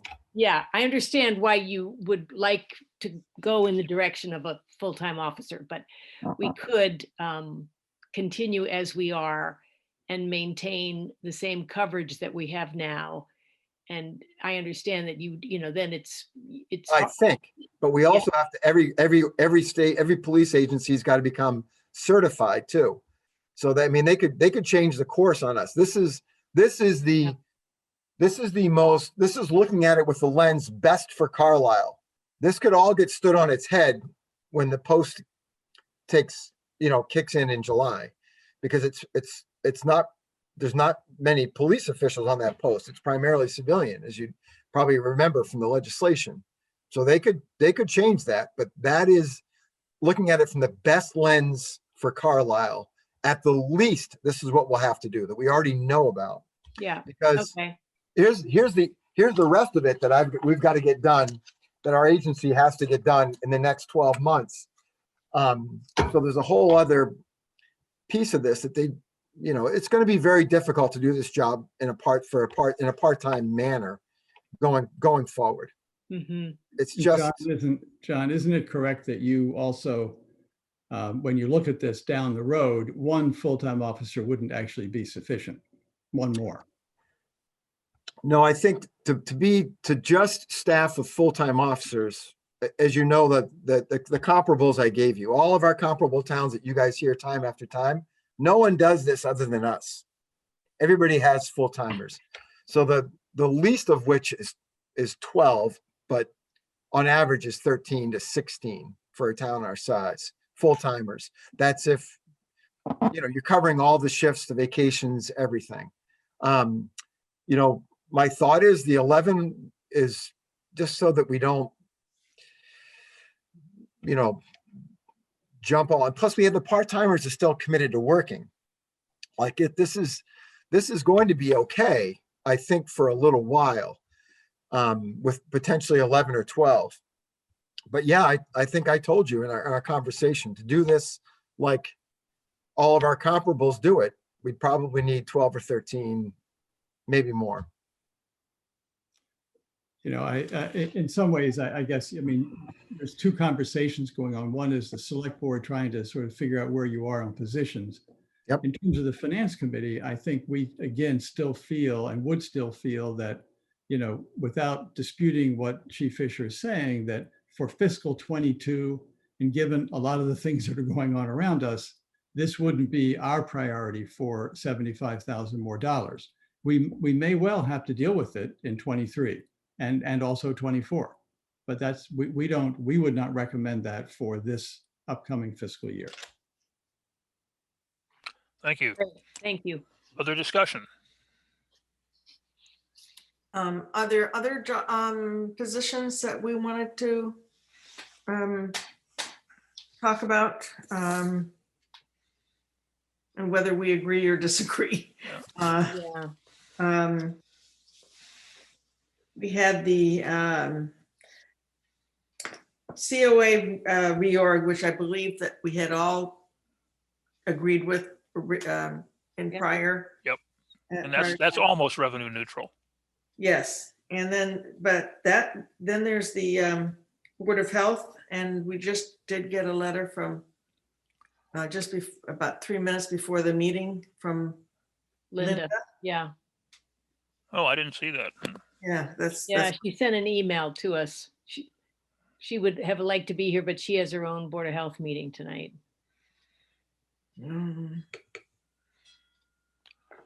Well, I know I had sent a request for specific data that has never Right. come in. Well, I think this is probably, Maybe what this I is a would- response, I- maybe I it's that would response, say but that, again, I would say I'm sympathetic, but I would rather that we did something short term, in terms, she's saying that the Board of Health has the highest involvement with land use permitting simply because every property in Carlisle has a private septic and the decisions have to be made within the scope of the regulations, and that this is what's falling behind, basically.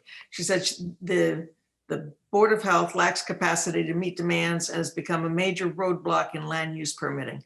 So I guess my opinion is that I would not be adverse to hiring a consultant to help out to get us through the backlog, but I'm not in favor of hiring somebody permanently.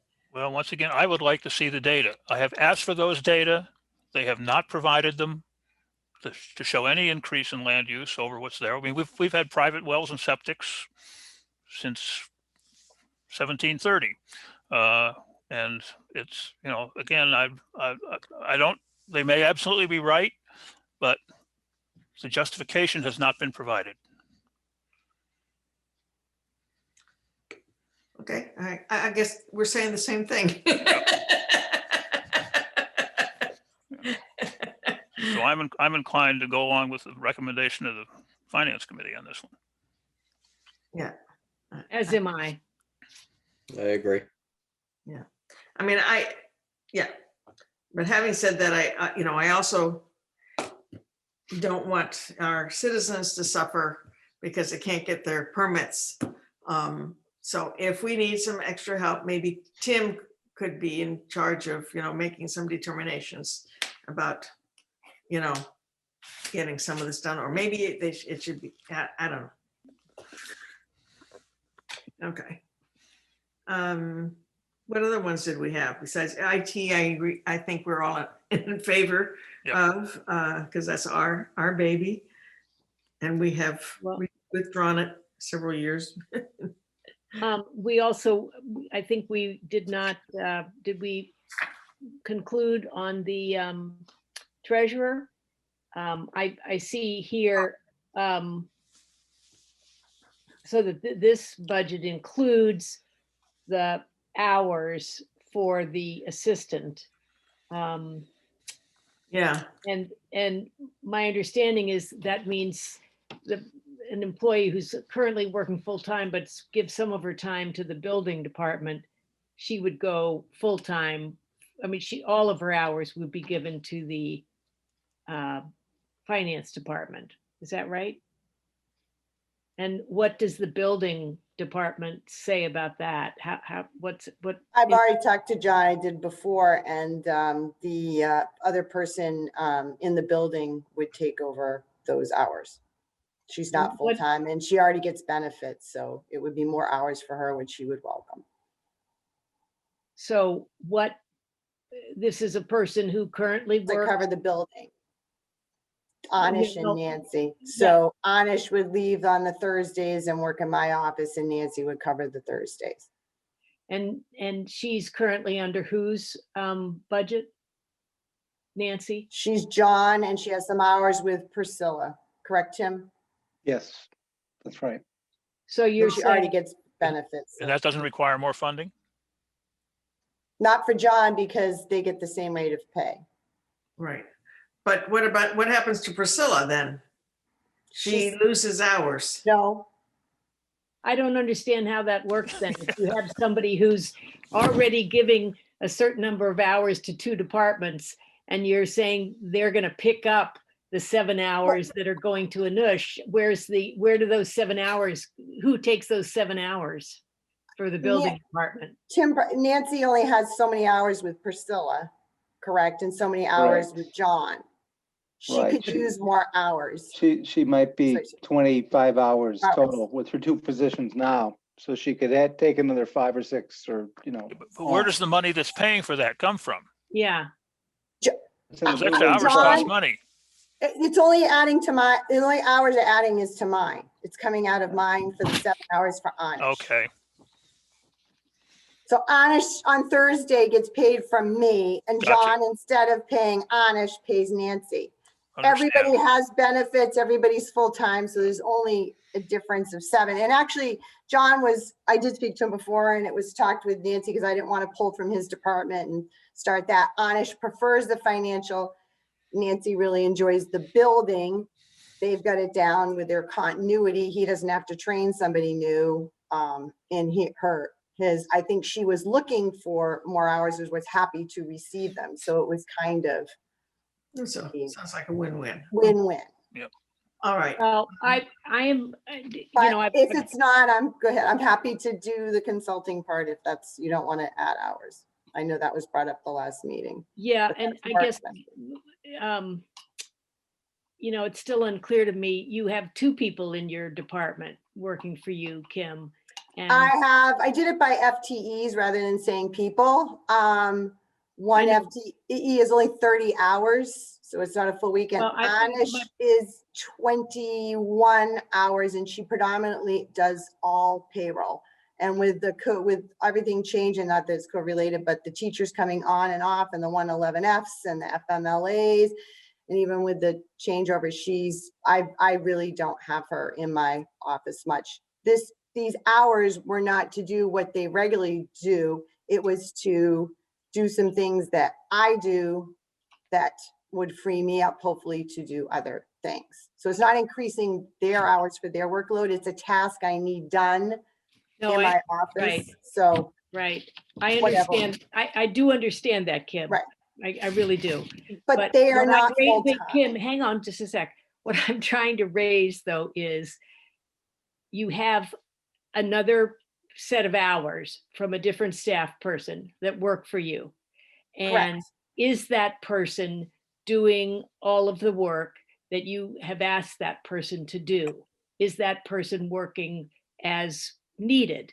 Because I don't think we should add hours or frankly add consulting time if a consulting cost, if there's a, you know, if there's a job position that is not being fulfilled, you know, appropriately now. I don't want to get into confidential, you know, conversations, but since we've had this conversation of public a number of times and it doesn't seem to sink in, that's, you know, so that's why I don't support the additional hours, because I don't want to add hours that we're then committed to pay for going forward if if the issue is really about people's job performance. I Okay, would say, I would say, as far as the department, I can't push either one of them any further and any harder. And if you'd like a comparison to a similar town I came from, running a treasurer and collect. There's, all right, I'll put it as, I don't have enough FTEs and they're all working hard regardless of whatever. I can't give them any more and they can't do what they're doing. So because of the workload, if that makes it more sense. So I do a lot of posting. I do a lot of things that you shouldn't be paying me for at my salary to right, do. no, when I could give totally it. understand that. I'm raising a different question, which I guess is really between you and the personnel director, which is the town administrator. Okay, that's And a I don't- separate, that's not about the workload being done and what to do it somewhat. It's more about a personality.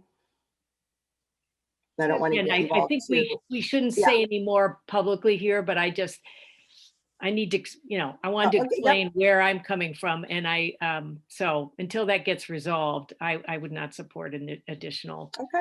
funds for this position.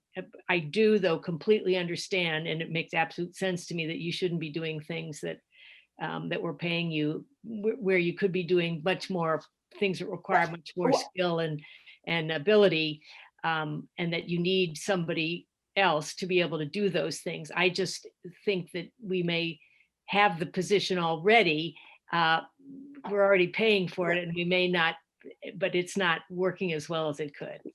That's not, yeah, that's no, all. that's not the case. I can't sustain the level that I'm at, and I've implemented a lot of things to save time, but there are so many things I'm finding that are, I walked in with it being quite far behind, and there's still, and as I pull through things, there's still properties haven't been taken. There's just a lot that has to be done in there that could start, even with the cash and things that could start showing up on audit reports. And I like things done up to date. And I'll be honest, when I thought I had 2 employees, I thought I had 2 35-hour-a-week employees.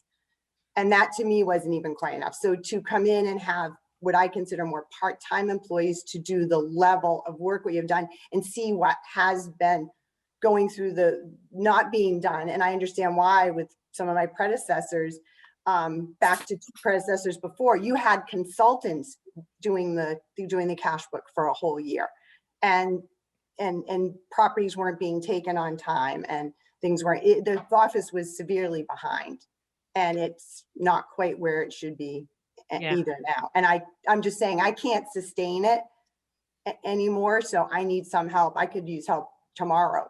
To get so it. maybe maybe it does make sense to look at an amount for a consultant to try to get some of that done or caught up, and then see where we are. Even the restructure, I get concerned with a new town accountant walking in with not having an assistant, full-time assistant, or more of an assistant to help her. There's a lot in the financials that you're dealing with a chart of accounts that is so archaic, but there's no time to build a new one. And there's things that accountant shouldn't be doing that an assistant could be doing. And to get you so that, I told Jim, I want to have financials in front of the FinCom when you go to do your budget. The book should be closed, everything to do October 31st, end of story. That's how it should be. You need manpower to do that. Carlisle, to me, in the financials does not have the manpower to get your financials done on time, October 31st, to be ready for everybody else. I think one of our concerns is that we would prefer for not to do things piecemeal, an hour here, 3 hours there. We would, especially since we're having a new town accountant coming in on top of everything else, would like to look at the organization of that office and have it organized properly from the get-go, and not lock ourselves into certain hours with certain employees if they're not the right ones to this is our. And that may or may not be the case, but I don't want a new town accountant coming in where I came in, to be honest, and have us both be, What we'd like to see is a plan for that office. If I could throw a couple of words in here from the Finance Committee point of view, I think your last comment, Kate, I think we would agree with 100%. I think that, we all know that Priscilla has been struggling to keep up with routine work, and in many ways we're way behind on what we would normally be at.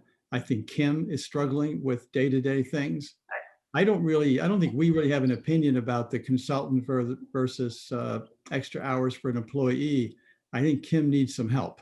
And it's not really there's a long-term question of a plan, and there's a short-term question of getting through this week, next month. Right. Maybe consulting is the best way right now because he doesn't commit you to anything. Exactly. That's exactly why we're sympathetic, but we prefer not to lock ourselves in to 4 hours. That's fine. I'd even go to FinCom and get some consulting money now. And we've been using some other things to get some things done to get it. So June 30th, and we go through that and then we could sit down and restructure.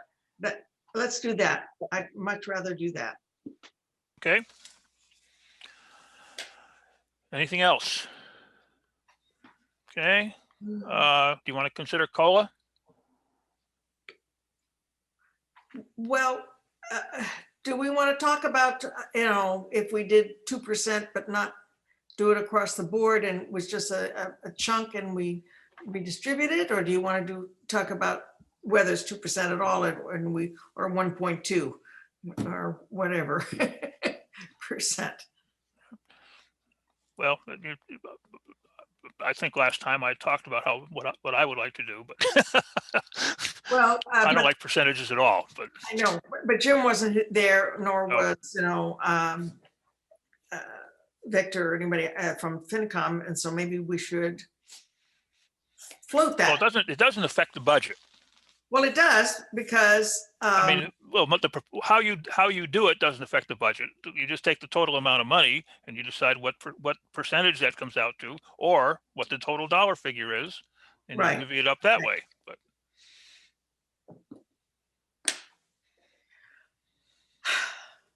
We've talked about parity with the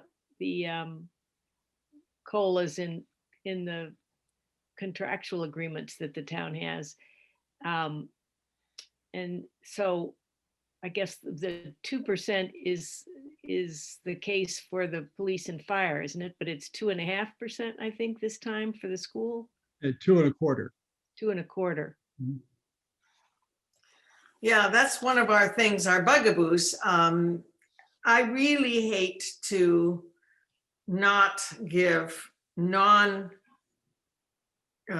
unionized employees hugely less than the unionized ones, because I just find it just unfair. And I think it's also, if we want them to unionize, that's how you do it. You just don't make it fair. And then they decide to unionize, right? So it's a very fine line and a very hard line to tread. So what I think is we need to be more hard-nosed with our union going forward, because inflation has not been 2% for a long time. And well, that's discussion for another day. Let's stick with this one for today. well, that's basically what I'm leading up to is for this year, since our unions are getting the 2%, I'm saying we might as well just stick with our 2%.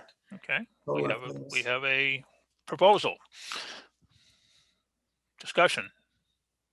I agree with the 2% as well. I mean, we went in, to those contracts thinking, we were gonna stick with 2%. And I mean, obviously, yeah, we, this year with COVID and everything, we'd go down, right? But I agree with Kate. I think we should be fair across the board. How we distributed that, that we can certainly discuss, but yeah, I think a 2% is a good place to start. Barney, David? I'm comfortable with 2%. So am I. Okay.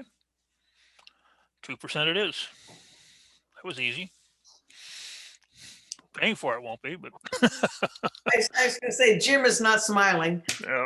But Oh, well, if I could just say from my own work background, actually, Alan, your idea of sort of distributing it more on merit reflects my work background. And all I would suggest is that if the select board is interested in that approach, the idea might be to start really discussing it in July, not in, Right.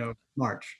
Yep. And- That requires a working group to talk Yeah. about how you're going to implement something like that. Yeah. And in fact, we have talked about doing that. Yes. But So, we Well, just that haven't rem- done it. and on top of that, That reminds me, oh, sorry, go ahead.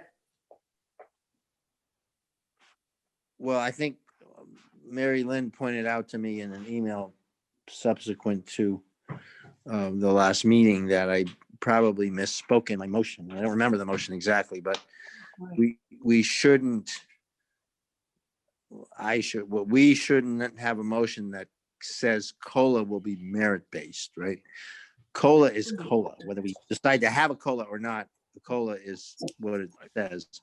And merit-based pay is an entirely different thing. Now, we may choose in a future time to eliminate a COLA and just go completely merit or some combination thereof. So I don't know if I have to redo the motion from last time, but I want to get it on the record that I misspoke or I misarticulated I commingled the two, right? And they are separate. So we haven't yet determined what we're gonna do, but to Jim's point and others here, we need to take a look at it in the summertime and plan a course of action. And if the course of action involves a performance-based metric, we can then decide whether that completely replaces a cost of living adjustment or is supplemental to some cost of living adjustment. So I just want to make that point. Thank you. You are forgiven. Yeah.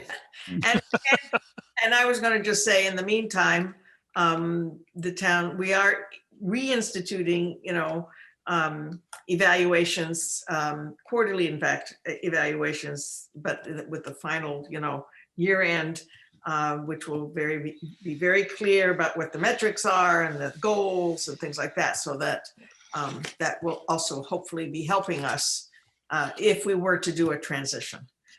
That's already been kicked off. Okay. Could I ask one question before we leave this Yes. our part of your meeting? I don't want to prolong it, but there's no need at this stage of the process for the select board to take any votes related to the budget. But I just want to make sure that, as I've presented at the beginning, that we're going to send a letter, we're going to send out these, recommended budgets to the departments. You have no objection to our proceeding at this time. Does anybody have any objections? Hearing none? I guess not. All right, thank you. Thank you, Jim. You guys done good. Yep. And thank you, Victor and James. Thank you. Appreciate it.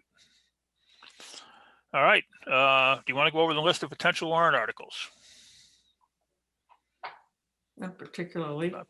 Okay, we don't have to do that tonight. Actually, a lot of these, we don't have information to make decisions on it anyway, so, Right. Yeah. all right. Unless there's something that's really missing, that I forgot to look at, but, can we just do that as a separate thing? Let's maybe next time. Okay. Let's look at the warrant articles and, Well, we have to do it sometime pretty soon. Yeah. We have a Yeah. town meeting coming up. Yep. the other reason that we have to do it also is that there are some that may have to have public hearings. Yep. And so we need to be sure that we either hold one or, and they has to be, advertised and all this, or that we piggyback with planning board who routinely do these things Mhm. anyway. So Okay. All right. Cemetery deed transfers. So last time, I had a question about the cemetery deed transfer, and I'm not certain we ever got the answer. My question was, they are turning in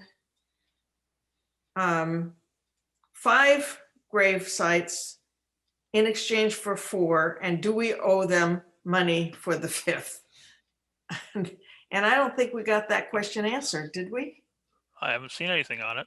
No, I mean, because there was something from Peggy, and she just said they're purchasing these 4 lots and they're giving us 5 lots. And we didn't act on that last time either, so. Right. So because that, we we wanted- won't until that question gets answered. Yeah, I mean, unless there's some urgency, I really would like to know. But we I can don't move think there's ahead with any the ones we have today. Yeah, I mean, I think Jen had looked into it and I forget what the explanation is and she's been out since then. So Yeah. I guess we can hold it till another time. oh, But we can do tonight's. We Well, have new ones tonight, right? No, it's. Oh, they're that the same ones? It's the Ones. same one. Okay, I didn't look at them. I just, Yeah, no, I did. oh, okay. All right, never mind. Good, moving ahead. Okay. Appointments and resignations. Oh, really? I think that was the first draft of the warrant had that agenda item, Alan, but I think I changed it at the last minute to discussion of town governance study committee. Ah, yes. Oh, okay, I didn't get that one. The one that I got from the PDF was the other one, okay. The DocuSign one has that, the discussion of town governance study committee. Yeah, I printed one out I got from Jen, it didn't have it, yeah. Oh, okay. So that is David Modell and myself. David, you want to kick it off or? Sure. So we've been meeting periodically in small groups on, as been reported here, on primarily with the land use boards. The purpose sort of narrowly was to see if we could gain some efficiencies and I guess more, more flexibility, if you will, by somehow administratively combining those land use board, the administrative, not the boards themselves, but the administrative functions of it, so that, they could cover for each other. There's some commonality that morphed over into some IT issues. A lot of the issues that were raised, we had some focus groups with the professional staff, and what part of what surfaced through that was IT needs, which I may not say directly, but at least indirectly has led to the acknowledgement or the, the consideration for an IT professional that we talked about earlier tonight. I mean, part of that came out of this needs assessment, if you will. Separately, there was talk about the difficulty, let's say, that the professional staff have in that they take direction from their elected or appointed boards on their missions and so forth, but their day-to-day work should really be coordinated by the head of the town administration, which is Tim. And so that's a governance piece. And then more broadly, I think the, kind of the, how would one, if one is going to sort of restructure, and some of this also had to do with goal setting, performance-based reviews, et cetera, because all of that was sort of brought out in these focus groups.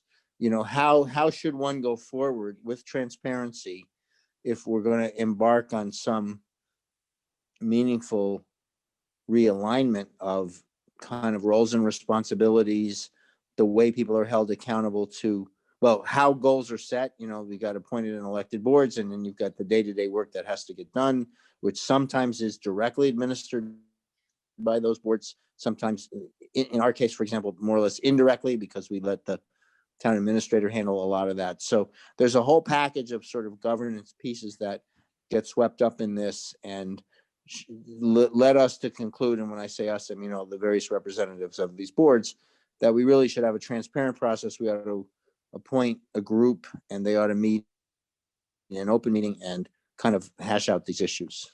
Kate, what have I left out? Yes. And I mean, it is issues all the way from, do you have a town manager, town administrator? Does planning board continue to be an elected board, or is it an appointed one?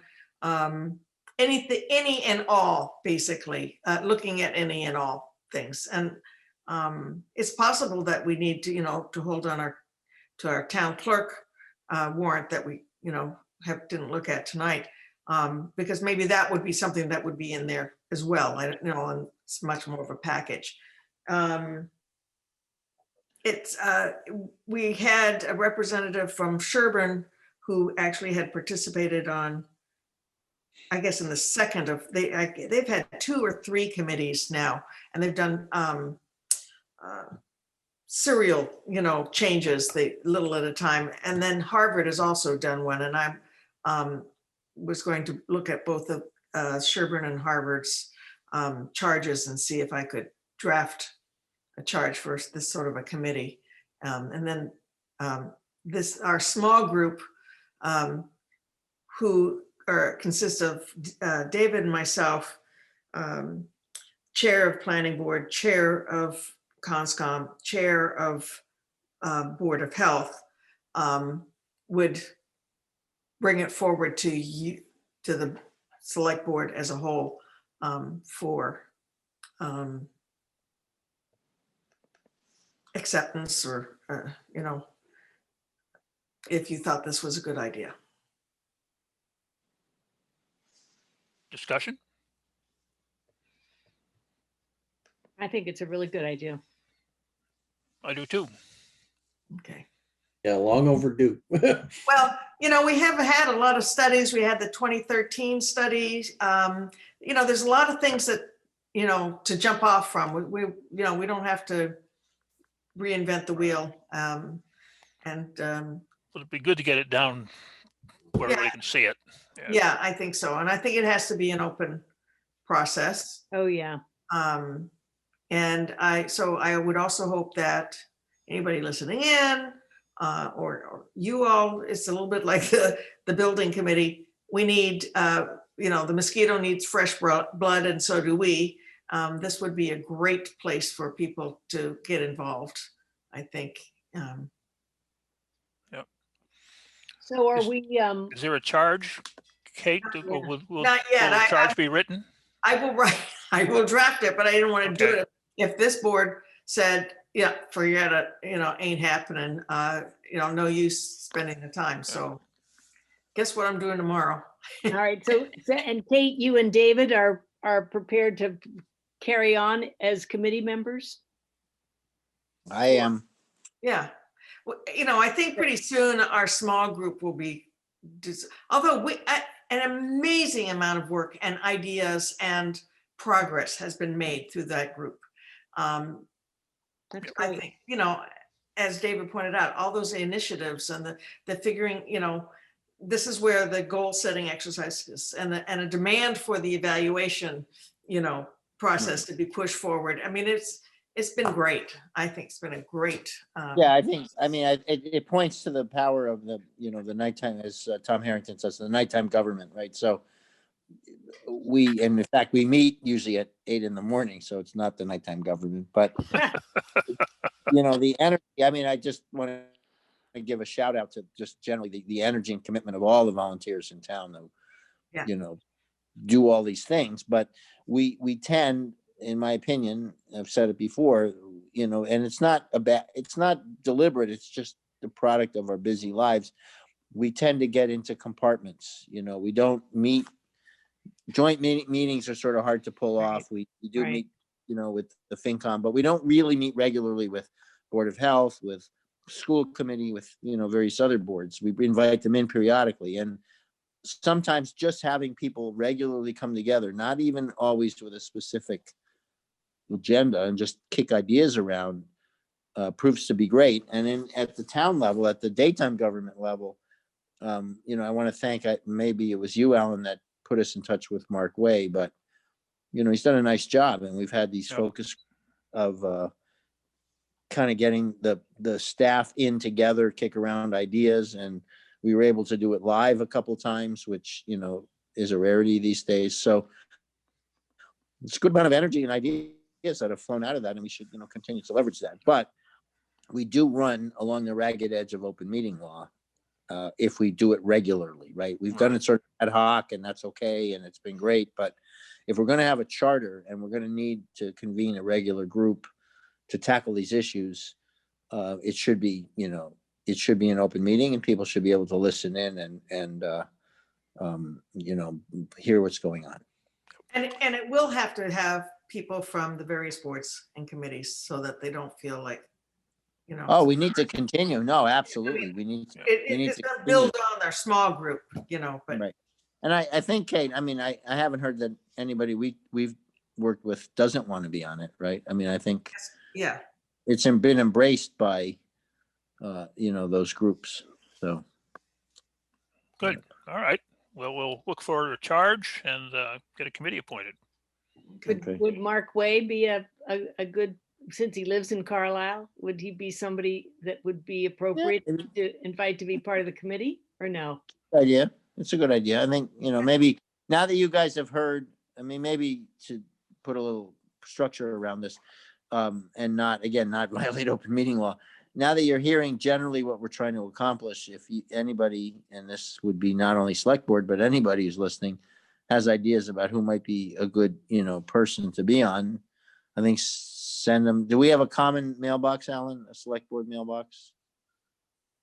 Or do people usually email us They individually? usually mail us in care of Tim. Yeah, we have a town hall at carlislema.gov. That's kind of the general mailbox. Right. Yeah, I think I did send email once to select board and it bounced. Okay. Yeah. So send it that way, and Mary Lynn, you can report on it in the paper. We want to get. I think we should cast a net and get some volunteers and make. Right. Yeah. Okay. And by the way, I think it was Tim's idea to have Mark Way.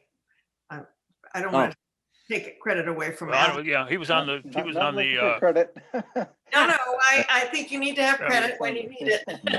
When Oh, you- he was on the fire chief committee and he did a good Yep. job there. Yeah. Yep. That's how I thought of it. Okay. yeah. Very good. okay. Town administrators report. Town administrators report. Well, here's where I hid the appointments, Alan. The first two were. I knew I had some. We got a couple of proposed appointments. One's for an assistant garden manager at the Foss Farm Community Garden. Jonathan DeCock has been nominated by the Conservation Commission. Good to have Jonathan back. Yeah, it Yes. is. Yep. Do we need a motion, Tim? Yeah, I think that, Yep. yeah, that would be. Okay, well, I great, move yep. that we approve Jonathan DeCock to be appointed as the Assistant Manager for the Foss Farm Community Garden. Do I have a second? Second. I've You got a do. motion and a second. Is there any discussion? Yes, do we know what the term of the appointment is? I As think it's long as he annual. wants it. Yeah, Until he's tired. Yeah. perpetuity.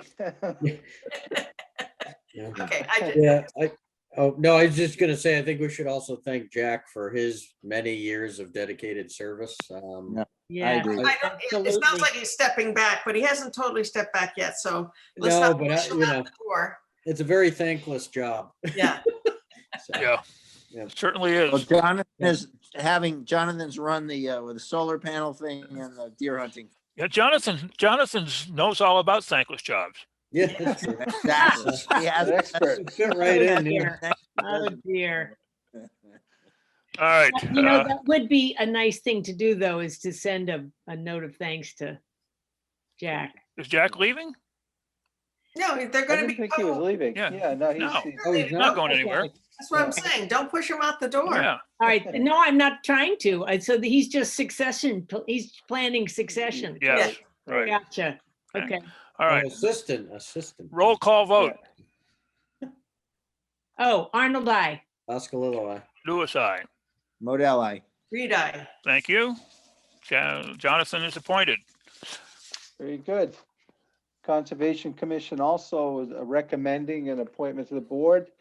I won't get this name right, but Nick Onabene to the Land Stewardship Committee, and he has a letter of interest, and some of his background is attached to the packet.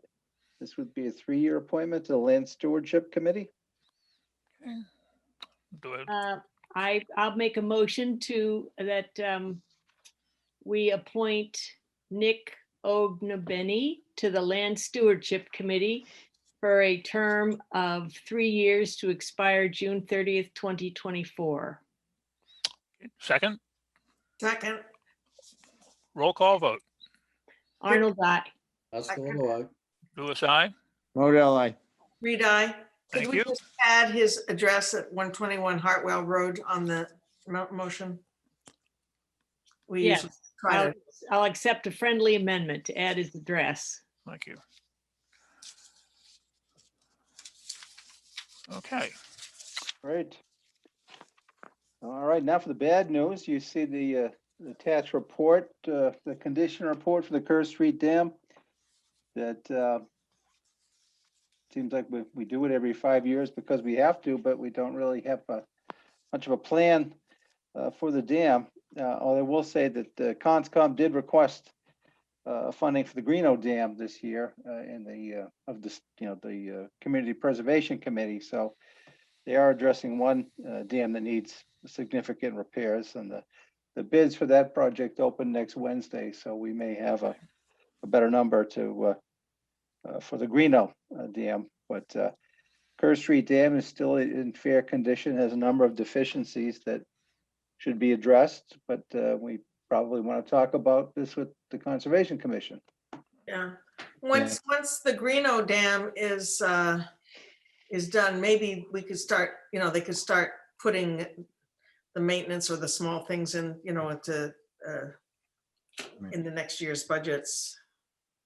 Right. So Tim, on the Greenough Dam, I recall that, so we did have the discussion about getting CPA funding, but we also, there was a discussion about whether the state had money, and I think what we concluded that we were off cycle or something. It would be a long time before the state ponied up. So we're committed on Green now. Is that going to be a warrant article then to fund that? I think it's going to be within the Community Preservation Committee's article. Yeah, Right, it'll be Luke? it'll be through CPC. And I guess long Okay. story short is, Sylvia's gone back and forth with, I guess the administrator of the grant program. Yeah, We did, And it's not looking good because it's not the type of dam that they really want to fund. So, they, much like everything else, they prioritize, right? So Yeah. where it sits, it's a very low Right. priority. So. Right. Because So we're they- basically, we're going to go ahead ourselves. We're going to essentially self-fund. I realize CPA money is not 100% ours, but Yeah. we're going to self-fund repair of it. And it looks like we probably then have to belly up to this 400K or whatever, right? At some future date. Is that the general idea? Well, Curve Street might be different, right? Because it's like the Greeno Dam. If it fails, it doesn't take out a road. It doesn't take out, a Curve Street's a little different, right? It's the Curve Street one that goes literally by Curve Street. Bless you, literally by Curve Street, right? So if it came, if the dam came out, it would take out a road. So that changes its priority, right? that would change where You're we're saying ranking that changes the priority for the state, that we make Yeah. the state. exactly. Yeah. Oh, okay. Yeah. So we probably, I don't know if we would be successful, but this one is more likely. yeah. Yeah. So, so I think Conscom had a really hard time with this last dam grant proposal. And you can spell that any way you want. I'm wondering if we should encourage the Conscom to ask for CPC to give them a grant to get a consultant to write the next grant. You know what I'm saying? Because to give them to higher chance of, getting the state money to pay for the entire project. Because we're going to end up, because it's possible that, we spent a lot of man hours doing this grant proposal anyway. That costs the town money any way you look at it. And if we then don't get the grant from the town, we have to self-fund. So if we could, there's all kinds of, there's MAPC, Mass, what is it? Metropolitan Area Planning Commission, Council. thank you. They're the ones that are doing the MVP stuff for us, and they do lots of grant applications for all kinds of towns. And instead of us, beating our brains out, I'm wondering if this is a good use for CPC funds to spend for grant, further grant CPC be writing. used for that? Yeah, And- I'd have to check with council. Yeah. I'll check. I can check with council. I mean, Worth checking because. oh, without a doubt. Yeah. Worth looking into. Yep. It saves wear and tear on our employees, who were up in the lights around this thing. Yeah. And it would bring money in, it would be money well spent. Yeah, I agree. I don't think if it's not qualified as a CPC or CPA expense, it doesn't mean it's not worth doing anyway. Right, I agree, but I'm just thinking that, even better if the state were to pay for it. Or at least contribute their 22% towards it, right? If it's allowable. Yep. Okay. Anything further, Tim? Just, I wanted to note that the cable focus groups are coming up on April 6th, 7th, and 8th. We've had a pretty good sign up. A lot of interest in that. Online, and Comcast is not a popular company. I'm picking up some vibrations from people on that. So I think people have a lot to say. That's for sure. And the online community survey will be launched after those focus groups. So people that couldn't make those meetings will be able to contribute their thoughts as well. And then we have the 2 meetings we've got scheduled in April. I think I'll move the finalizing of the warrant and the budgets maybe to the 27th, we're gonna address the health insurance split on the 13th. Yep. And I Don't think, forget Number 4 on your report, though. Reduce quorum.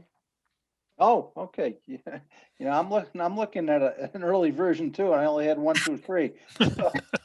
But thanks for reminding me of that, yeah, because we're still technically in a state of emergency, the ability of the board to reduce the quorum at town meeting still exists. And with consultation with the moderator, and I'm sure Wayne would probably still be in favor of that. I can't see them removing that during town meeting season, certainly. They're gonna let communities do that, and And I don't see any downside to reducing it again, keeping it down where we had it before. It did not limit participation.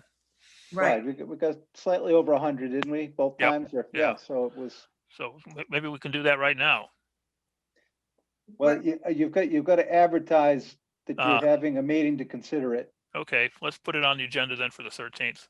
Okay, I'll do that, and we That'll need be a quick, something from item. Wayne too, that Wayne's been consulted and he agrees, but we can good. get that. Yep.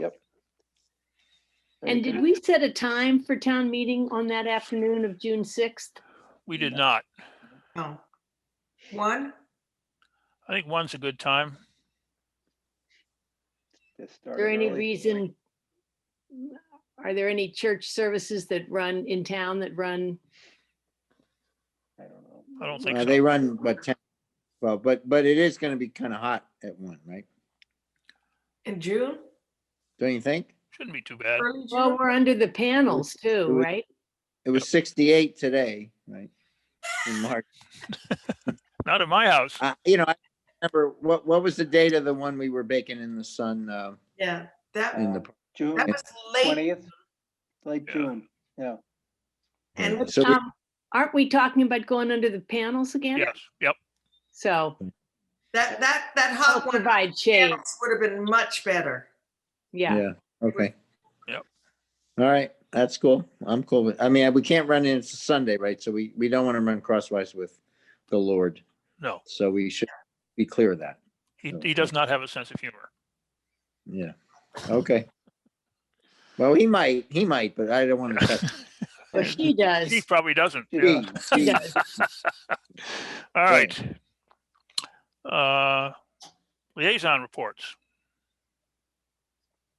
I have a quick one on just the discussion about the transfer station and considering pay as you throw. So we have a small group getting together Monday morning, 8 o'clock, to just see where we are and look at some numbers and see what we want to consider. Okay. Any others? Hearing none. Acceptance of the warrant. Oh, thank you. Thank Thank you, Barney. Accepting the warrant, and there were Oh, no I was just going to say, what warrant? Your Right. warrant. Yeah, gotcha. spending warrants. Yes, yes. Yes, thank you for Alright. doing that. Okay. Any further discussions? I move, we adjourn. Movement to adjourn is not debatable. All those in favor, roll call vote. Arnold, I.